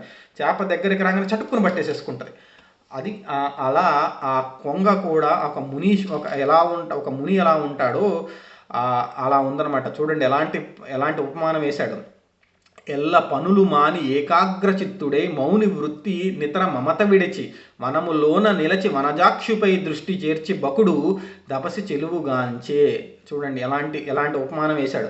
ఎల్ల పనులు మాని ఏకాగ్రచిత్తుడై మౌని వృత్తి నితర మమత విడిచి. మునీశ్వరులు ఎలా ఉంటారు, అన్ని పనులు అంటే అన్ని విషయ జ్ఞానమును వదిలిపెట్టి ఏకాగ్రచిత్తుడయి పరమేశ్వరుడు గురించి ఎలా ఒక మహర్షులు గనక ఎలా తపస్సు చేస్తూ ఉంటారో, అంటే అంత నిశ్చలంగా నిలబడి ఎలా తపస్సు చేస్తూ ఉంటారో, వనములోన నిలిచి వనజాక్షుపై దృష్టి చేర్చే బకుడు. ఇక్కడ ఉన్నటువంటి బకుడు అన్న రాక్షసుడు, వీడి కొంగ రూపంలో బకాసురుడు అన్నటువంటి రాక్షసుడు వచ్చాడనమాట. ఈ బకుడు వనములోన ఉన్నటువంటి వనజాక్షుడు అంటే ఈశ్వరుడు, పరమేశ్వరుడు అనేటువంటి శ్రీకృష్ణ భగవానుడిపై వాడి యొక్క దృష్టి అంత ఏకాగ్రంగానూ ఉన్నదనమాట. అంటే వీడు ఎప్పుడు దగ్గరకు వస్తాడా పట్టేసుకుందాము అని. అయితే అతడు మరి పరమేశ్వరుడు ఎలా తలుచుకున్నా అనుగ్రహిస్తాడు కదండి.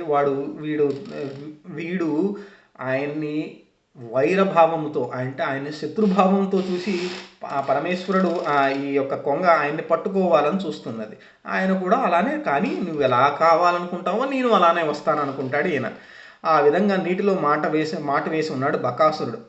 ఆ టక్కరి కొంగ కృష్ణుడి వైపు కుప్పించి దూకి ముక్కు విదిలించి రెక్కలు జల్లున విదిల్చి పాదాలు పైకి ఎత్తి ఆకాశంలోకి ఎగిరి భయంకరంగా కూత పెడుతూ విజృంభించి దాని రెక్కల గాలికే చెట్లు విరిగిపోయే రకంగా అంత వేగంగా శ్రీకృష్ణుడి వద్దకు వచ్చి తన ముక్కుతో శ్రీకృష్ణుడు ఒడిసి పట్టి మృంగేశాడు బకాసురుడు అనమాట. అంటే ఒక్కసారి వేగంగా ఒక చేపని కనుక ఒక కొంగ ఎంత చటాలను పట్టేసేసుకుని ఆకాశానికి ఎగిరిపోతుందో అలా ఈయన కూడా ఆ యొక్క సరస్సు తీరంలో నడుచుకుంటూ వెళ్తున్నటువంటి శ్రీకృష్ణుడు అలాగే ఏకాగ్ర దృష్టితో చూసి ఒక్కసారిగా కుప్పించి పైకి ఎగిసి తన రెక్కలను అల్లలాడించి ఆకాశంలోకి ఎగిసి వెళ్ళిపోతూ తన ముక్కుతో శ్రీకృష్ణుని ఇలా పట్టుకొని మింగేసి తీసుకుని వెళ్ళిపోయింది. ఆయన వెంటనే ఆయన ఎలాంటివాడు, ఆ స్వామి ఎలాంటివాడు, ఆయన ఈ బ్రహ్మాండములన్నింటినీ తనలో నుండే పుట్టిస్తూ మరలా మృంగివేస్తూ ఆడిస్తూ ఉండేటువంటి క్రియామయుడు అయినటువంటి శ్రీకృష్ణుడిని ఆ రోజు బకాసురుడు మింగేస్తే అయితే వెంటనే అక్కడ ఉన్న వాళ్ళందరూ గోపాల బాలులందరూ శ్రీకృష్ణుడు కనబడపోయేటప్పటికీ ప్రాణము లేని అవయములాగా, అంటే ప్రాణము లేని శరీరం ఒక శవంలాగా ఎలా పడిపోతుందో, శ్రీకృష్ణుని బకాసురుడు మింగిన దృశ్యము చూసిన మరుక్షణమే వాళ్ళందరూ అలా పడిపోయారు. అంటే ఇక్కడ చూడండి, భగవంతుడు ఇక్కడ పరీక్ష పెడుతున్నాడు అనమాట. ఒరే, నీకు నిజంగా నా పట్ల భక్తి ఉన్నదా, లేదా కేవలము నా మీద కేవలం నీకు ఒక రకమైనటువంటి ఒక మాయ, అంటే కేవలం ఒక అవసరం తీర్చుకుంటున్నావా అని భగవంతుడు అక్కడ పరీక్ష పెట్టాడు వీళ్ళందరికీ. నేను ఇప్పుడు లేకపోతే వీళ్ళ భక్తి ఎలా ఉంటుందో చూద్దాం అనుకున్నాడు. వాళ్ళు కూడా అంత అచంచలమైన భక్తి తత్పరులై ఉన్నారు. ఎప్పుడైతే శ్రీకృష్ణుడు బకుడితో మింగబడ్డాడన్న దృశ్యం చూసిన వెంటనే వాళ్ళు వాళ్ళ యొక్క ప్రాణములను వదిలేసినట్టుగా పడిపోయారు. ఇంకా వాళ్ళు చూడలేకపోయారు. ఇంకా ఈ ప్రపంచంతో మాకు పని లేదని వాళ్ళ యొక్క శరీరములను అలా నేల కొరిగిపోయారనమాట. వెంటనే మరి భక్త పరాధీనుడు కదండి ఆయన. ఇప్పుడు వాళ్ళందరూ తనను నమ్ముకున్నటువంటి భక్తులందరూ కింద పడిపోయి ఉన్నారనమాట. ఆ స్వామి లేనప్పుడు ఇంకా మాకు ఈ లోకంతో పని ఏంటి అన్నట్టుగా ఆ యొక్క భక్తావేశంతో వాళ్ళు అలా కింద పడిపోయారు. ప్రాణం లేని వాళ్ళ అవయవములు ఎలా ఉంటాయో, ప్రాణం లేని శరీరం ఎలా ఉంటుందో వాళ్ళు అలా పడిపోయి, అలా అచేతనులు అయిపోయి పడిపోయి ఉన్నారనమాట. అయితే ఈ శ్రీకృష్ణుడు ఆయన శక్తిని ఆయన చూపించాలి కదా, వాడి శక్తిని వాడు చూపించాడు. ఇప్పుడు ఈయన శక్తిని ఈయన చూపిస్తున్నాడు. ఆ రాకాసి కొంగ గొంతులు, అంటే ఆయన దిగకుండా గొంతుకు అడ్డం పడ్డాడు. అడ్డం పడి ఆ ముందు భాగము దౌడలు కాలాగ్ని వల్ల మండిస్తూ విజృంభించాడు శ్రీకృష్ణుడు. ఆ గోపాల బాలుడు నిప్పు ముద్దలాగా అంటే లోపల ఒక్కసారిగా లోపల కంఠం దగ్గరికి వెళ్ళేటప్పటికి ఆయన అగ్ని తేజస్సుతో వెలిగిపోయాడు శ్రీకృష్ణుడు. ఎప్పుడైతే అగ్ని తేజస్సుతో కంఠము లోపల మండిపోయాడో ఆ స్వామి, ఇంకా తనని మింగటం తన వల్ల కాలేదు. ఎందుకంటే భగభగ కాలుతున్న దాన్ని ఎవడైనా మింగగలుగుతాడా? లోపల పెట్టుకున్నది కూడా తూను ఊస్తాడు. ఎందుకంటే లోపల తగలబడిపోయింది, లోపల మొత్తం కాలిపోయిందనమాట. ఆ లోపల స్వామి కూడా కాలాగ్నిలాగా మారిపోయాడు. ఆ అగ్నిని మింగలేక వెంటనే బయటికి వెడలగక్కేశాడు బకాసురుడు. కృష్ణుడు బయటపడటం చూసినటువంటి లోకం మరలా సంతోషించింది. వెంటనే బయటికి కక్కివేసిన కృష్ణుడిని తన రక్కసి ముక్కుతో పొడిచి చంపేయాలని భీకరంగా నోరు తెరుస్తూ అరుస్తూ ముందుకు వచ్చాడు బకాసురుడు. వెంటనే ఆ కొంగ యొక్క 2 భాగములు, ఆ మూతి కొశ్చగా 2 భాగములు, ఇలా ముక్కు ఉంటుంది కదా, నోరు ఉంటుంది కదా, 2 భాగములతో ఆ 2 భాగములను ఇలా విడదీసి 2 చేతులతో ఇలా పట్టుకొని ఆయన గట్టిగా గడ్డి పరకను చీల్చినట్టుగా ఆ నోటిని చీల్చివేశాడు స్వామి. వెంటనే ఆ బకాసురుడు ఎప్పుడైతే మరణించాడో వెంటనే శ్రీకృష్ణుని పైన దేవత పుష్పవృష్టి కురిసింది. వెంటనే వాళ్ళందరూ కూడా ప్రాణములు తిరిగి రాగానే ఇంద్రియములు ఎలా సచేతనములయ్యాయో అక్కడ ఉన్న గోపాల బాలులందరూ వెంటనే మరలా ప్రాణమును పొందిన వాళ్ళలాగా శ్రీకృష్ణుని చూచి బ్రతికి వచ్చావా కృష్ణ అంటూ ఆనందంతో ఎగిరి వెళ్ళి కౌగిలించుకున్నారంట. చూడండి ఎంత ప్రేమను పెంచుకున్నారో వాళ్ళు. అయితే ఇక్కడ మరి ఏంటంటే బకాసురుని చంపంగానే ఏముంది, ఒక కొంగను చంపితే అంతగా దేవతలకు పుష్పవృష్టిని కురిపించాల్సిన అవసరం ఏంటండి అని అడగచ్చు. ఇక్కడ బకాసురుడు ఎలాంటి వాడు? ఇప్పుడు ఈ లోకంలో మనం ఎంతో మందిని చూస్తూ ఉన్నాం. వాళ్ళందరూ నేను దేవుడు, నాకు దైవత్వం ఉంది, లేకపోతే నేను మహిమలున్నవాడిని, నేను మీకు తత్వం చెప్పగలవాడిని అంటూ ఎంతోమంది దొంగ కొంగలలాగా, అంటే తత్వమును, అంటే శ్రీకృష్ణుడు భగవంతుడనే తత్వాన్ని వాళ్ళే మింగేసి వాళ్ళే దేవుళ్ళలాగా ప్రవర్తించడానికి చేసే వాళ్ళ గురించి స్వామి యొక్క చెప్తున్నాడు అనమాట. ఒరే నాయన, శ్రీకృష్ణుడు ఒకడితో మింగబడేటువంటి వాడు కాదు. అంటే భగవంతుడి తత్వాన్ని, అంటే మీరు ఎన్ని రకాలుగా, అంటే మీరు మీకు అన్వయించుకొని మీరు ఎన్ని రకాలుగా లోకాన్ని మభ్యపెట్టడానికి ప్రయత్నించినా శ్రీకృష్ణ తత్వం అనేది వేరు, అంటే భగవత్ తత్వం అనేది వేరు. ఇలాంటి అంటే దొంగ పనులు చెయ్యవద్దు. అంటే నేను భగవంతుడిని, నేను ఇలాంటి పనులు చేస్తాను, లేకపోతే భగవంతుడు నాలాగే ఉంటాడు, నేను చెప్పిందే ఇవి ఈ రకంగా వెళ్తేనే మీరు భగవంతుని చేరుకుంటారు అని ఇలా ఎన్నో, అంటే ఈ కాలం నుంచి కాదు, ఎన్నో యుగాల నుంచి ఇటువంటి స్వామీజీలు వీళ్ళందరూ వస్తూనే ఉన్నారు. అటువంటి తత్వం గురించి చెప్తున్నాడు. భగవంతుడు అనే వాడిని మింగటానికి మీరు ప్రయత్నిస్తే, అంటే ఆయన అడ్డం పెట్టుకొని మీరు కనుక భక్తులను ఇబ్బంది పెట్టడానికి ప్రయత్నిస్తే బకుడుకు పట్టిన పరిస్థితే మీకు పడుతుంది. ఎందుకంటే ఎంతోమందిని చూసా, ఎంతమంది జైళ్ళకి వెళ్ళలేదు, ఎంతమంది బయటపడి వాళ్ళందరూ జైళ్ళకి వెళ్ళి వాళ్ళ యొక్క జీవితాన్ని గడపలేదు. ఎందుకంటే ఇంద్రియ నిగ్రహము, అలాగే సర్వధర్మ కర్మాచరణము, అలాగే అన్ని జీవములను సమానంగా చూడటము, ఇటువంటివన్నీ భగవంతుడికి ఉండేటువంటి గుణములు.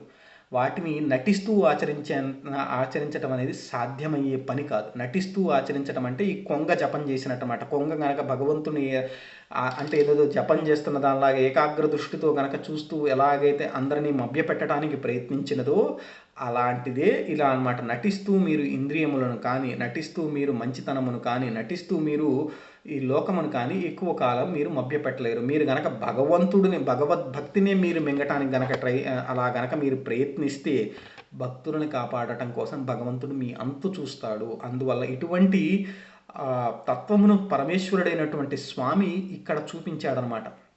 అందువలన చూడండి, మీరు గొప్ప గొప్ప యోగి పుంగవుల యొక్క జీవితాన్ని చూస్తే చాలా సాధ్యమైనంత వరకు వాళ్ళెవ్వరూ అనాలోచితంగా మాట్లాడరు, అనాలోచితంగా వాళ్ళు ఇంకొకరితో ప్రవర్తించరు.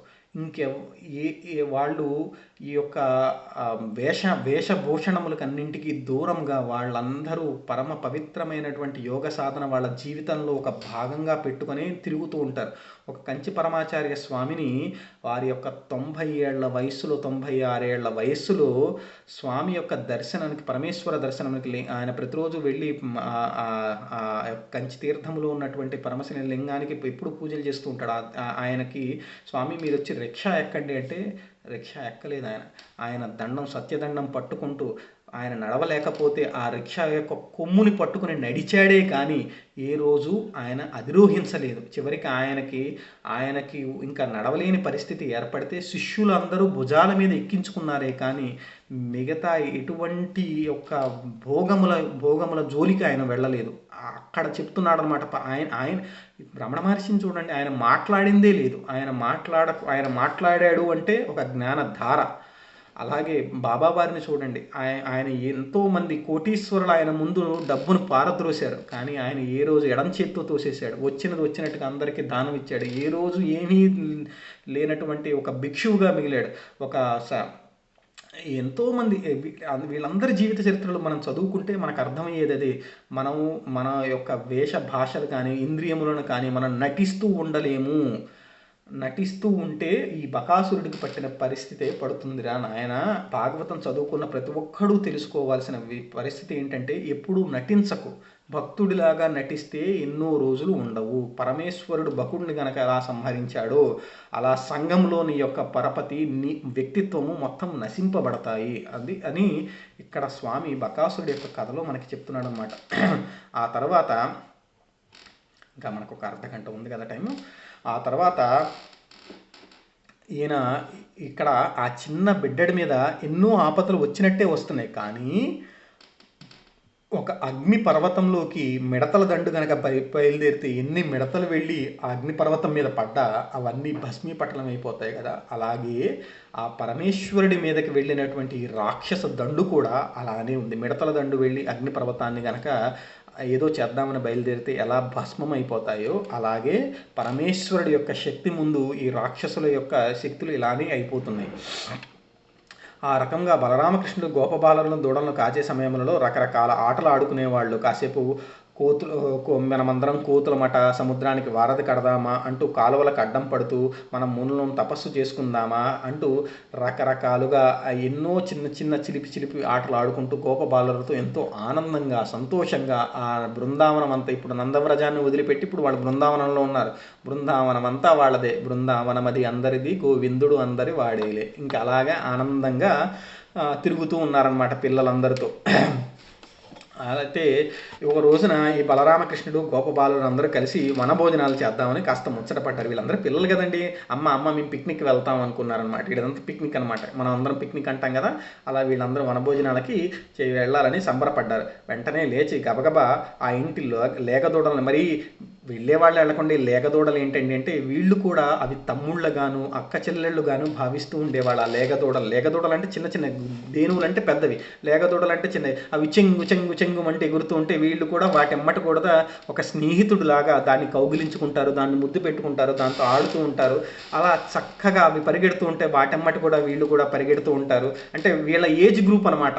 వీళ్ళు ఏ ఏజ్లో ఉన్నారో ఆ లేగదూడలు కూడా అదే ఏజ్, అంటే వీళ్ళ ఆ మచ్చిక అలా ఏర్పడిందనమాట. ఇవే పెద్దవైతే అవే ధేనువులు అవుతాయి.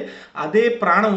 ఇప్పుడు చూడండి, గోవు ఆ యజమానికి ఎంత ప్రాణం పెడుతుందంటే, ఎందుకంటే చిన్నప్పటి నుంచి ఆ యజమాని దాన్ని అలా చూస్తున్నాడు అనమాట. ఇప్పుడు ఈ గోపాలకులందరూ ఆ చిన్న చిన్న దూడలతో అలా అలా ఆ ప్రాణ సంబంధమైన ప్రేమను పెంచుకోవటం వల్ల రేపు పెద్దదైన తర్వాత వీళ్ళు పెద్దవాళ్ళు అవుతుంటారా, ఈ ఈ ధేనువే, ఈ యొక్క చిన్న గోవే, ఈ లేగదూడే రేపు ధేనువుగా అవుతుంది. అప్పుడు కూడా అదే ప్రాణం పెడుతుంది. చిన్నప్పటి నుంచి నన్ను సాకుతున్నాడు, అలాగే చిన్నప్పటి నుంచి నా అన్నదమ్ముళ్ళలాగా ఉన్నది ఆ ధేనువు అని అదే ప్రేమని పొందుకుని ఉంటాడనమాట. అలాగా వీళ్ళు కూడా వీళ్ళతో పాటు లేగదూడలను కూడా వెంట పెట్టుకుంటూ చక్కగా తోలుకుంటూ వనాలకు వచ్చారు. చేతిలో ఇప్పుడు వీళ్ళు పిక్నిక్ వెళ్తున్నారు కదా, ఇక రకరకాలైనటువంటి చిన్నగా చేతిలో కొమ్ము బూరలు, అంటే ఆవులన్నింటినీ అదిలించడం కోసం బూరలు ఊతూ ఉంటారు వాళ్ళందరూ, వాటన్నింటికి సంజ్ఞలు ఇవ్వటం కోసం అనమాట. అలాగే కొమ్ము బూరలను తగిలించుకొని తల్లులు సిద్ధం చేసినటువంటి రకరకాల పిండి వంటలన్నీ మూటలు కట్టుకొని వీళ్ళు ఏముంది చక్కగా వాళ్ళు ఎలా ఉంటారండి, వాళ్ళు ఏమైనా పెద్ద పెద్ద పీతాంబరాలు, పట్టు పీతాంబరాలు కట్టుకునే ఉంటారు. చక్కగా మొలక ఒక చిన్నది ఏదేదో గుడ్డ కట్టేసేసుకుని చేతిలో కర్ర పట్టుకుని ఒక చిన్న టిఫిన్ బాక్స్ లాగా అనమాట, ఇవన్నీ ఒక మూట సంచిలో కట్టేసుకుని పిండి వంటలన్నీ ఆ కర్రకి తగిలించేసేసుకుని ఇక పాటలు పాడుకుంటూ హ్యాపీగా ఆ గోవులెమ్మటి వీళ్ళందరూ పరిగెత్తడం ప్రారంభించారనమాట. ఇక ఇవి కొమ్ము బూరాలు ఊదుతూ, పిల్లని గ్రోవులు ఊదుతూ, తుమ్మెదలతో పాటు జుమ్మని పాడుతూ చక్కగా అక్కడ కనిపించినటువంటి జలజల పారే సెలయేళ్లలో వెంటనే అరే అగో అక్కడ ఏదో సెలయేరు ఉంది అనగానే ఈ కర్రలు తెచ్చిన చల్దురని అక్కడ పక్కన పెట్టేసి వెంటనే అందరూ గబాలన నీటిలో దూకేయటం, ఈతలు కొట్టుకుంటూ ఉండటం, వాడి మీద నీళ్లు చల్లటం, వీడి మీద నీళ్లు చల్లటం, అలా నీళ్ళ లోపలికి వచ్చేసి ఇంకోటి కాలు పట్టుకుని గబక్కను నీళ్లు లాక్కోవటం, ఇట్లా సరదాగా వీళ్ళందరూ చక్కగా అక్కడ ఉన్నటువంటి గోపాల బాలులందరూ ఆడుకుంటూ ఉన్నారన్నమాట. అక్కడ ఉన్న కొంగలతో అంటే అన్ని అక్కడ ఉన్న తీగలన్నీ కొమ్మలు కట్టేసి ఉయ్యాలలు ఊగటము. చూడండి, మనం జీవితంలో ఎన్ని కోల్పోయాము.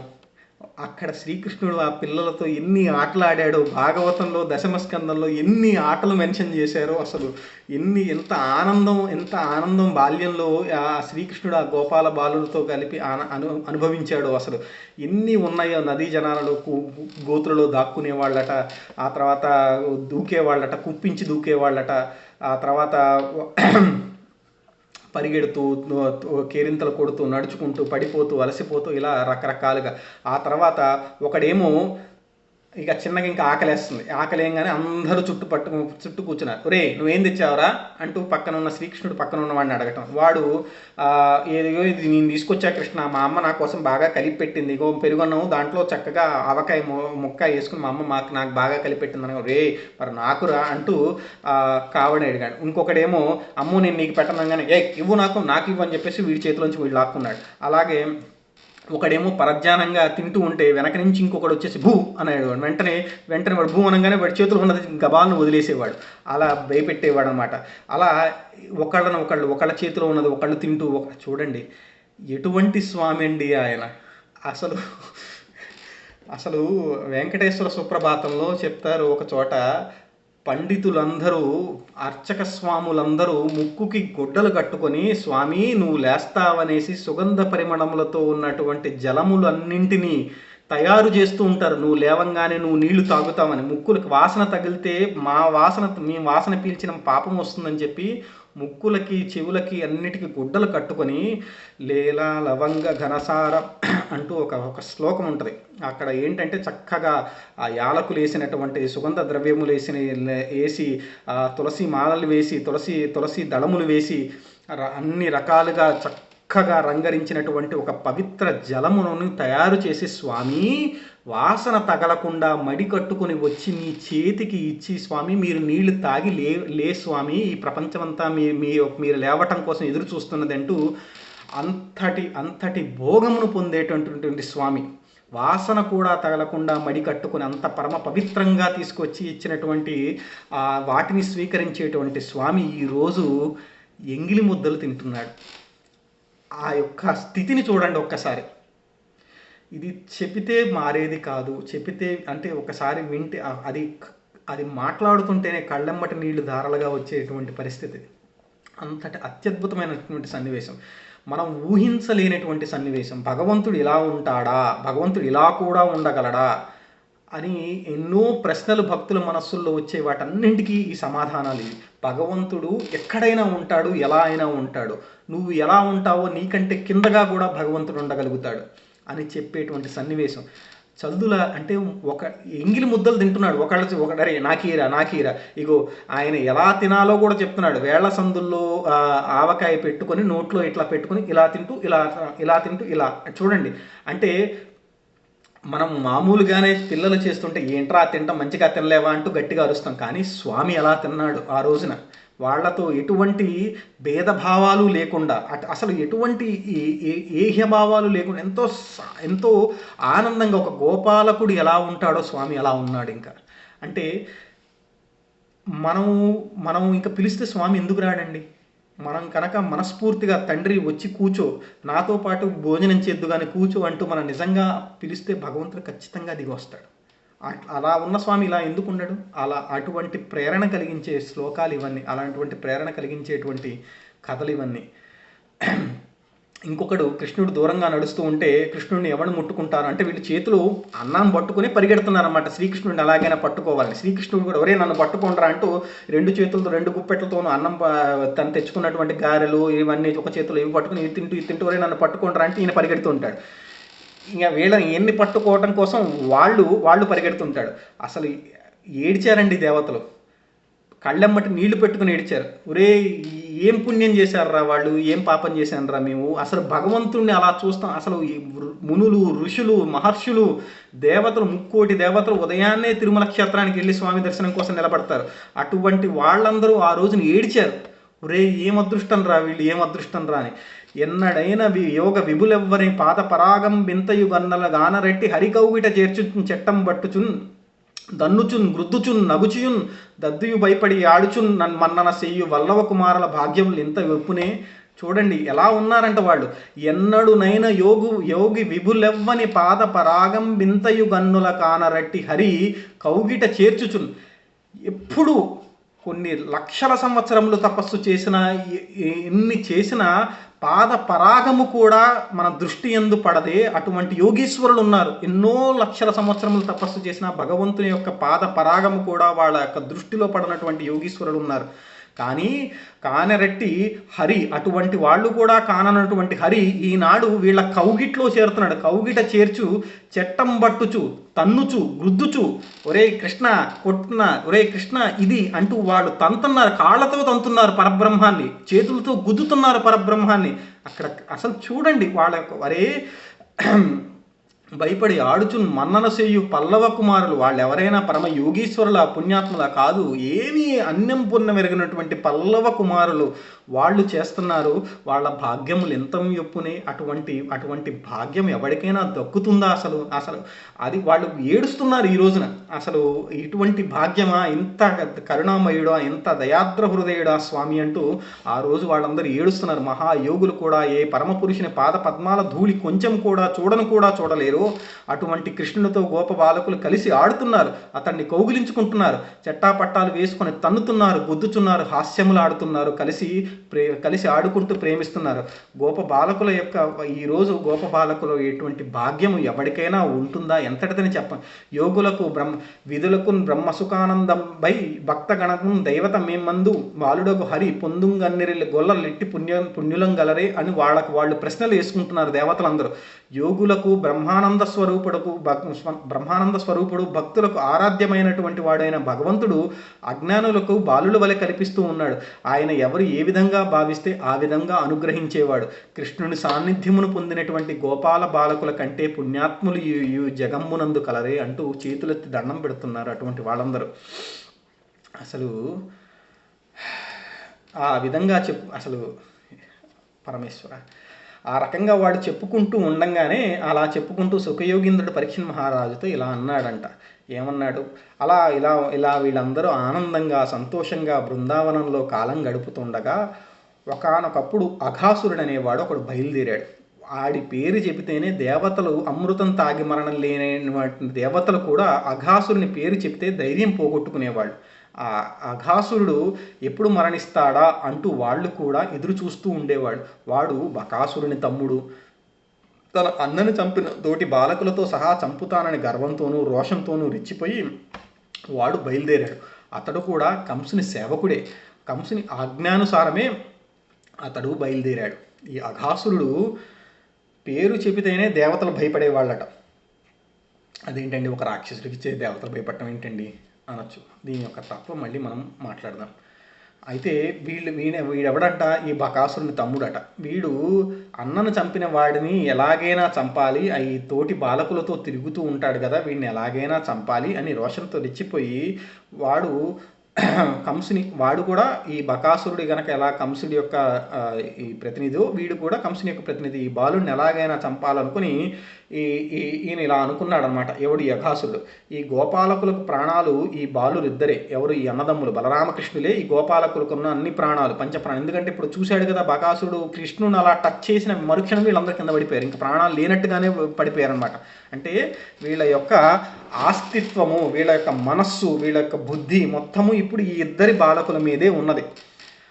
ఇప్పుడు ఈ ఇద్దరి బాలకుల్ని చంపితే చాలు అనుకుంటూ ఈ గోపాలకులందరూ చచ్చిపోతారు అంటూ, అంటే ఇప్పుడు ఏంటి, పిల్లలందరినీ వీళ్ళందరినీ చంపాల్సిన అవసరం, వీళ్ళిద్దరిని చంపేస్తే మిగతా వాళ్ళందరూ ఉన్నా చచ్చిపోయినట్టే, ఇంకా వాళ్ళందరూ చనిపోయినట్టే, ఇంకా వాళ్ళ బుద్ధి జ్ఞానంలో ఏమీ పనిచేయమనుకుని భయంకరమైనటువంటి ఒక భయంకరమైనటువంటి కొండ చిలువ రూపాన్ని ఆయన పొందాడు. ఇవన్నీ గుర్తుంచుకొని మనం తత్వంలో వచ్చినప్పుడు మళ్ళీ మాట్లాడుకుందాం.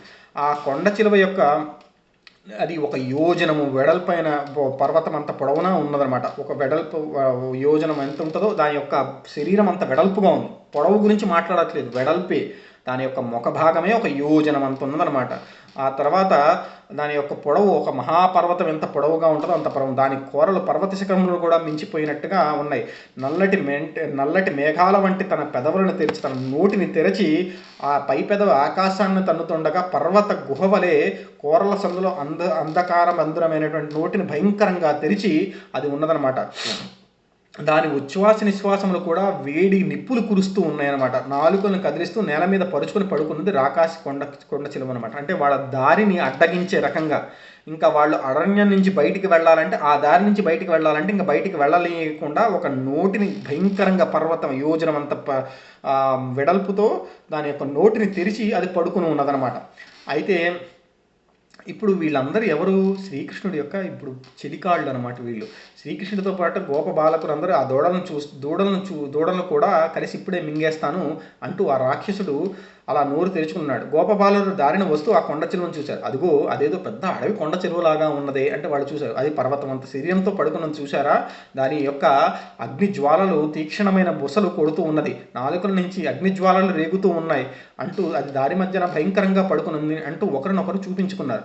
అయితే కానీ ఎవ్వరూ భయపడలేదు. బకాసురుడు చంపిన కృష్ణుడు ఉండగా మనకేంట్రా, ఇప్పుడు వాళ్ళు చూడండి, వాళ్ళ ధైర్యం చూడండి. రే ఎంతమంది రాలేదురా, ఎంతమందిని చూడలేదురా, కృష్ణుడు ఉండగా మనకేంట్రా భయం, ఆయన చిటికలో లేపేస్తాడు వీళ్ళందరినీ, మనం వెళ్ళిపోదాం పదండి, మనకేం భయం అంటూ వీళ్ళందరూ ఆనందంగా గోవుల్ని వేసుకుంటూ చక్కగా సంతోషంగా, మిగతా అసలు వాళ్ళకి భయం అన్నదే లేదు.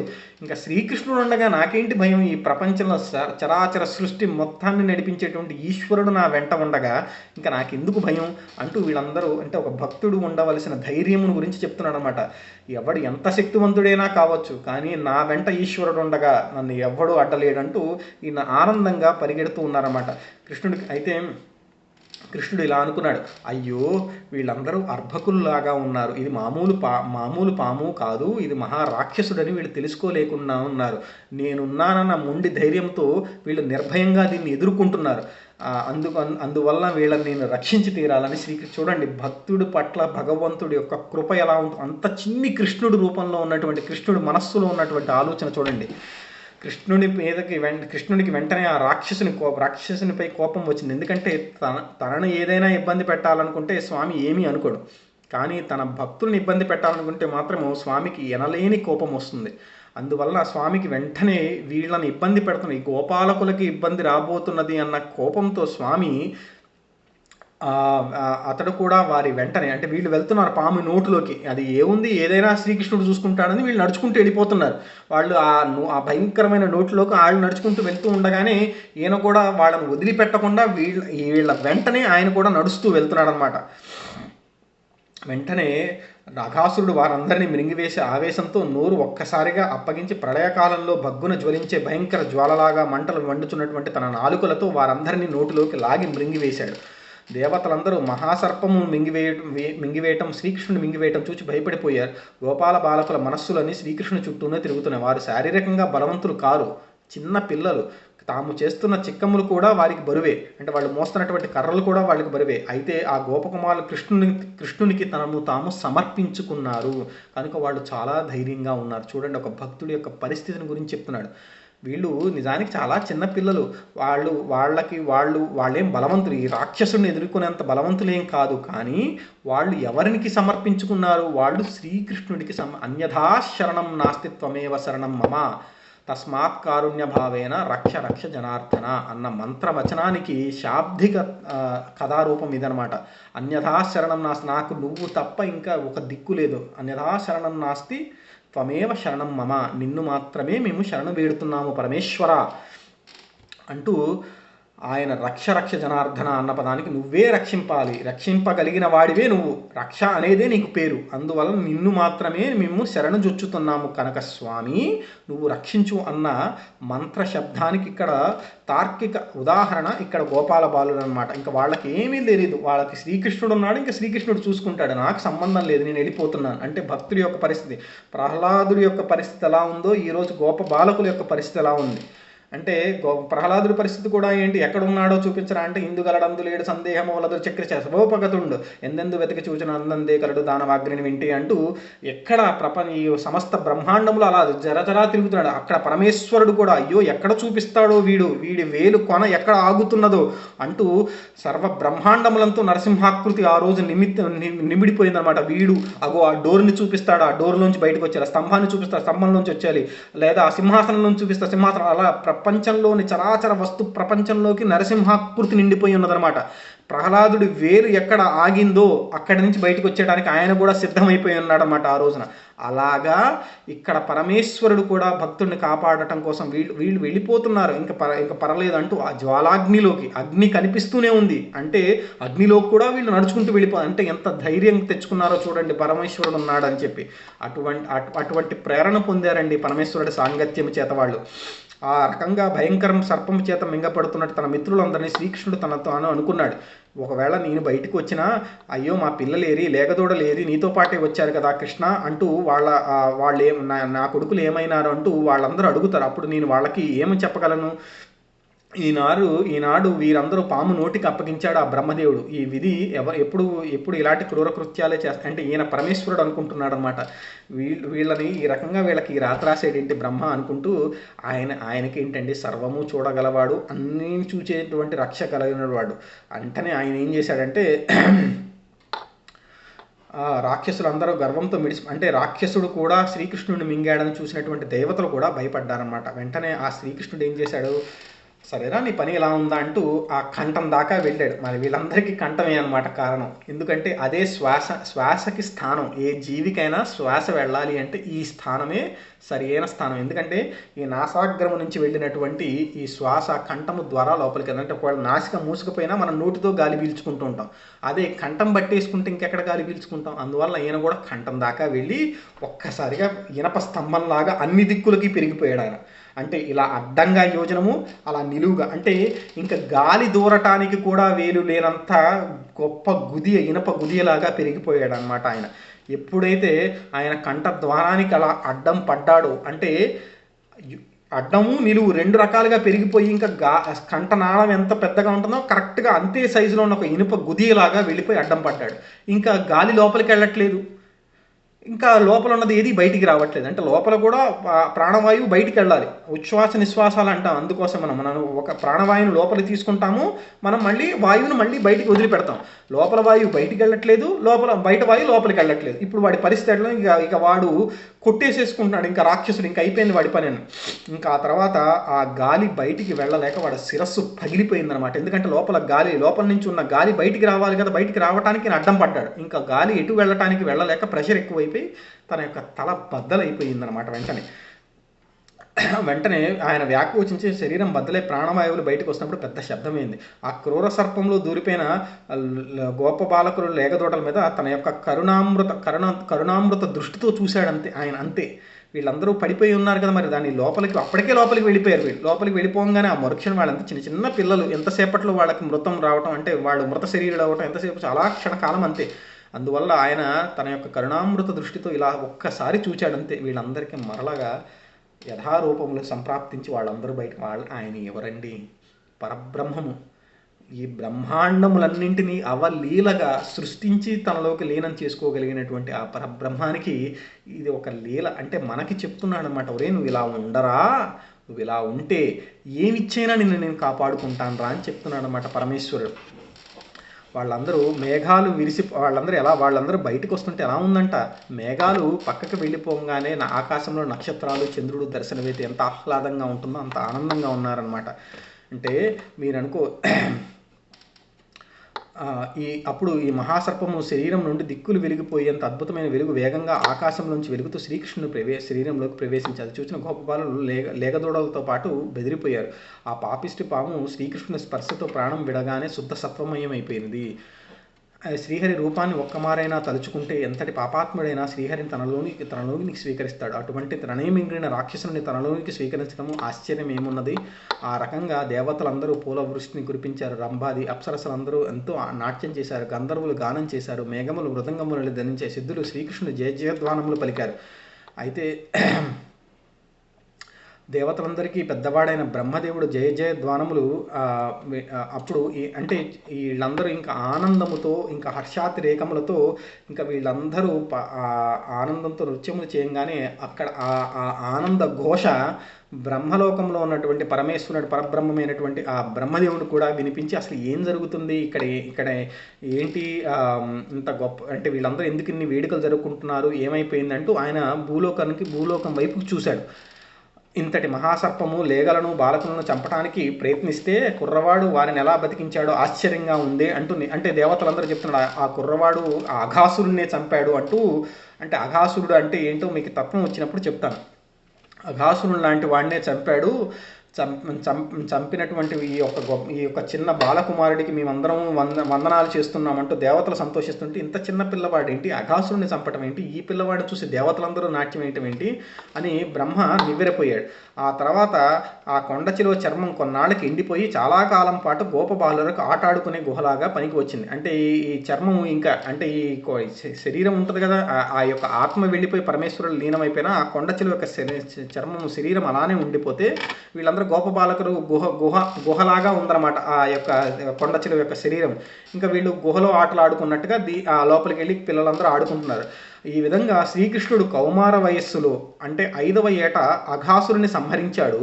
అయితే ఈ సన్నివేశము పౌగండ వయస్సులో, దీన్ని కౌగండ లీల అంటారు. చెప్తాను. పౌగండ వయస్సులో అంటే 6 సంవత్సరాల వయస్సులో జరిగిందని గోపబాలకులు అనుకున్నారు. ఈయన 5వ సంవత్సరంలో చేస్తే గోపబాలకులు ఆయన 6వ సంవత్సరంలో చేశారని అనుకున్నారు అని శుకయోగి పరీక్షిత్ మహారాజుకు చెప్పాడు. ఈ ట్విస్ట్ మనం వచ్చే వారం దాకా కంటిన్యూ చేద్దాము. దీన్ని కౌగండ లీల అంటాం మనం ఇప్పుడు చెప్పుకోబోయేదాన్ని. ఇది పరమ పవిత్రమైనటువంటి లీల. ఇది సైంటిఫిక్, అంటే సైన్స్ తెలిసిన వాళ్ళకైతే ఇది ఒక అమృతం లాంటిది అనమాట. ఇటువంటి ఈ యొక్క లీల ఇది నా పర్సనల్ ఫేవరెట్ అనమాట. అంటే నాకు చాలా ఇష్టం ఈ లీలను గురించి చదువుకోవటం. అంటే ఈ కౌగండ లీల అంటే వీళ్ళందరికీ శ్రీకృష్ణుడు తన 5వ ఏట చేస్తే ఈ పిల్లలందరూ శ్రీకృష్ణుడు 6వ ఏట చేశారని అనుకున్నారట ఈ కౌగండ లీలని. అది ఎలా జరిగిందనేది మనము వచ్చే వారము తప్పకుండా తెలుసుకుందాము. అయితే ఈ అఘాసురుడి గురించి తెలుసుకుందాం. మనకు ఇంకొక 4 నిమిషాల టైం ఉంది. ఈ 4 నిమిషంలో అఘాసురుడి గురించి ఒక మాట చెప్పుకుందాం. అఘాసురుడు, అఘము అంటే పాపము. అఘము అంటే పాపము తగిలితే, అంటే పాపము కనుక చేస్తే దేవతలైనా వాళ్ళ దైవత్వాన్ని కోల్పోయి నేల మీద పడిపోతారు. పుణ్యబలం ఉన్నంత కాలం మాత్రమే దేవతలకి దైవీ శక్తి ఉంటుంది. పాప బలం తగిలిందా దైవత్వాన్ని కోల్పోయి వాళ్ళు నేల మీద పడిపోవాల్సిందే. అందుకోసమే పాపాన్ని చూసి భగవంతులు, అంటే దేవతలు కూడా భయపడిపోతారు. పాప భీతి అంటే అఘము అంటే పాపం. అది ఎటువంటిది? కొండ చిలువలాగా ఉంటుంది. కొండ చిలువ ఎలా ఉంటుంది? పట్టిందా దాన్ని నుజ్జు చేసేంత వరకు వదిలిపెట్టదు. అలాగే పాప కర్మ పట్టిందా ఎవడిని వదిలిపెట్టదు. అది అందుకోసమే కొండ చిలువ రూపాన్ని ధరించి అంటే ఇక తప్పించుకోలేకుండా, ఇంకా ఇక్కడికి వెళ్ళటానికి ఇంకా దారి లేదు. పాపమును ఇంకా నువ్వు స్వీకరించి తీరాల్సిందే. నువ్వు పాపం చేశావా దాన్ని స్వీకరించి తీరాల్సిందే. ఇక దానికి ఎటువంటిది ఇంకా దాన్ని ఎవ్వడూ తప్పించలేడు. తప్పించేవాడెవడు? పరమేశ్వరుడు ఒక్కడే. చూడండి, ఇక్కడ పరమేశ్వరుడిని నమ్ముకున్నటువంటి వాడు దాని మీద ఎటువంటి భయము లేకుండా వెళ్ళిపోయాడు లోపలికి. పరమేశ్వరుడు మీద నమ్మకం తక్కువ ఉన్నటువంటి వాడు ఎప్పుడైనా దేవతలతో సహా భయపడిపోతున్నారు దానికి. ఎందుకు అంటే, వాము అఘాసురుడు కనుక పట్టుకుంటే మా దైవీ శక్తులు కూడా నాశనం అయిపోతాయి. అంటే తత్వం అటువంటిది అనమాట. అంటే పాపము, పాప చింతన, ఒకడికి అన్యాయం చేయాలి, ఒకడికి ఏ ఒక్క జీవికైనా అపకారం చేయాలి, తెలిసి ఏదైనా తప్పు చేయాలి, ఇవన్నీ పాపహేతువులు కదా. ఈ పాపము అంటే దేవతలను ఋషులను కూడా భయపెట్టేటువంటిది పాపము. అది కొండ చిలువలాగా ఉంటుందన్నమాట. అది పట్టిన పట్టు నుంచి ఎవడూ వదిలిపెట్టు. కానీ ఎవడికి భయం ఉండదు దాని పట్ల? భగవంతుడి మీద శరణాగతి ఉన్న వాడికి దాని పట్ల ఎటువంటి భయం ఉండదు. అందువల్ల ఈ బాలకులు మాకేముంది, వాడు అఘాసుడే కానీ వాడెవడైనా కానీ, నా వెనక కృష్ణుడు ఉన్నాడు, నాకు భయం లేదు అంటూ వాళ్ళు లోపలికి వెళ్ళి తమను తాము సమర్పించేసేసుకున్నారు కూడా. వాళ్ళు పడిపోయి ఉన్నారు అక్కడ ఆ కాలాగ్నిలో. అంటే వాళ్ళు కూడా పాపమును అనుభవించవలసినదే. కానీ పరమేశ్వరుడు తాను ఆలోచించుకున్నాడు, నేను కాపాడి తీరవలసిన వాడు భక్తుడు. నా పేరు భక్త జనరక్షకుడు అన్న పేరు నిలబడాలి అంటే నా భక్తులను నేను కాపాడాలి. వీడు పాపముకి తగిన శిక్షను వీడు అనుభవిస్తున్నాడు కనుక వీడు ఈ శిక్ష వల్ల వచ్చే బాధను అనుభవించకుండా చేస్తానండి తన యొక్క కరుణా దృష్టితో స్వామి ఏ క్షణమైతే చూస్తాడో వాళ్ళు మరల దివ్య తేజస్సును పొంది మరలా వాళ్ళ యొక్క పూర్వ వైభవాన్ని పొందగలుగుతారు. అది ఈశ్వరుడు ఈ అఘాసురుడి యొక్క తత్వమును గురించి చెప్తున్నాడు. అందువల్ల బ్రహ్మదేవుడు అంతటి వీడు అఘాసురుడిని పట్టుకోవటం ఏంటి? అఘాసురుడు అంటే పాపమును జయించటం ఏంటి అంటే పాపము కోరల్లో పడిన వాళ్ళని రక్షించటం ఏంటి? అది బ్రహ్మకు కూడా సాధ్యం కాని పనే అని బ్రహ్మ ఆశ్చర్యపోయాడు అనమాట. అందువల్ల బ్రహ్మదేవుడు అఘాసురుని ఈ బాలుడా అంటే ఇంత చిన్నపిల్లవాడు పాపము నూటన పడిన వాడిని కూడా రక్షించగలడా అన్న ప్రశ్న బ్రహ్మదేవుడు అంతటి వాడికి ఉద్భవించింది. అందుకే ఆ ఉద్భవానికి కారణం ఆ తర్వాత యొక్క లీలే కౌమార కౌగండ లీల. ఇక స్వస్తి చెప్పుకుందాం. స్వస్తి ప్రజాభ్య పరిపాలయంతాం న్యాయేన మార్గేణ మహీమహేషా గోబ్రాహ్మణ్యేభ్య శుభమస్తు నిత్యం లోకా సమస్తా సుఖినో భవంతు. కాలే వర్షతు పర్జన్య పృథివీ సస్యశాలినీం దేశోయం క్షోభరహితో బ్రాహ్మణాః సంతు నిర్భయాః అపుత్రాః పుత్రిణః సంతు పుత్రిణః సంతు పౌత్రిణః అతనాః సదనాః సంతు జీవంతు శరదం శతం. స్వస్తి స్వస్తి స్వస్తి. ఎవరికైనా క్వశ్చన్స్ ఏమైనా ఉంటే దయచేసి అడగండి.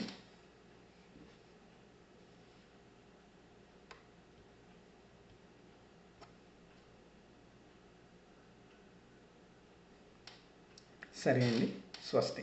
మరలా వచ్చే వారం కలుసుకుందాం అందరం.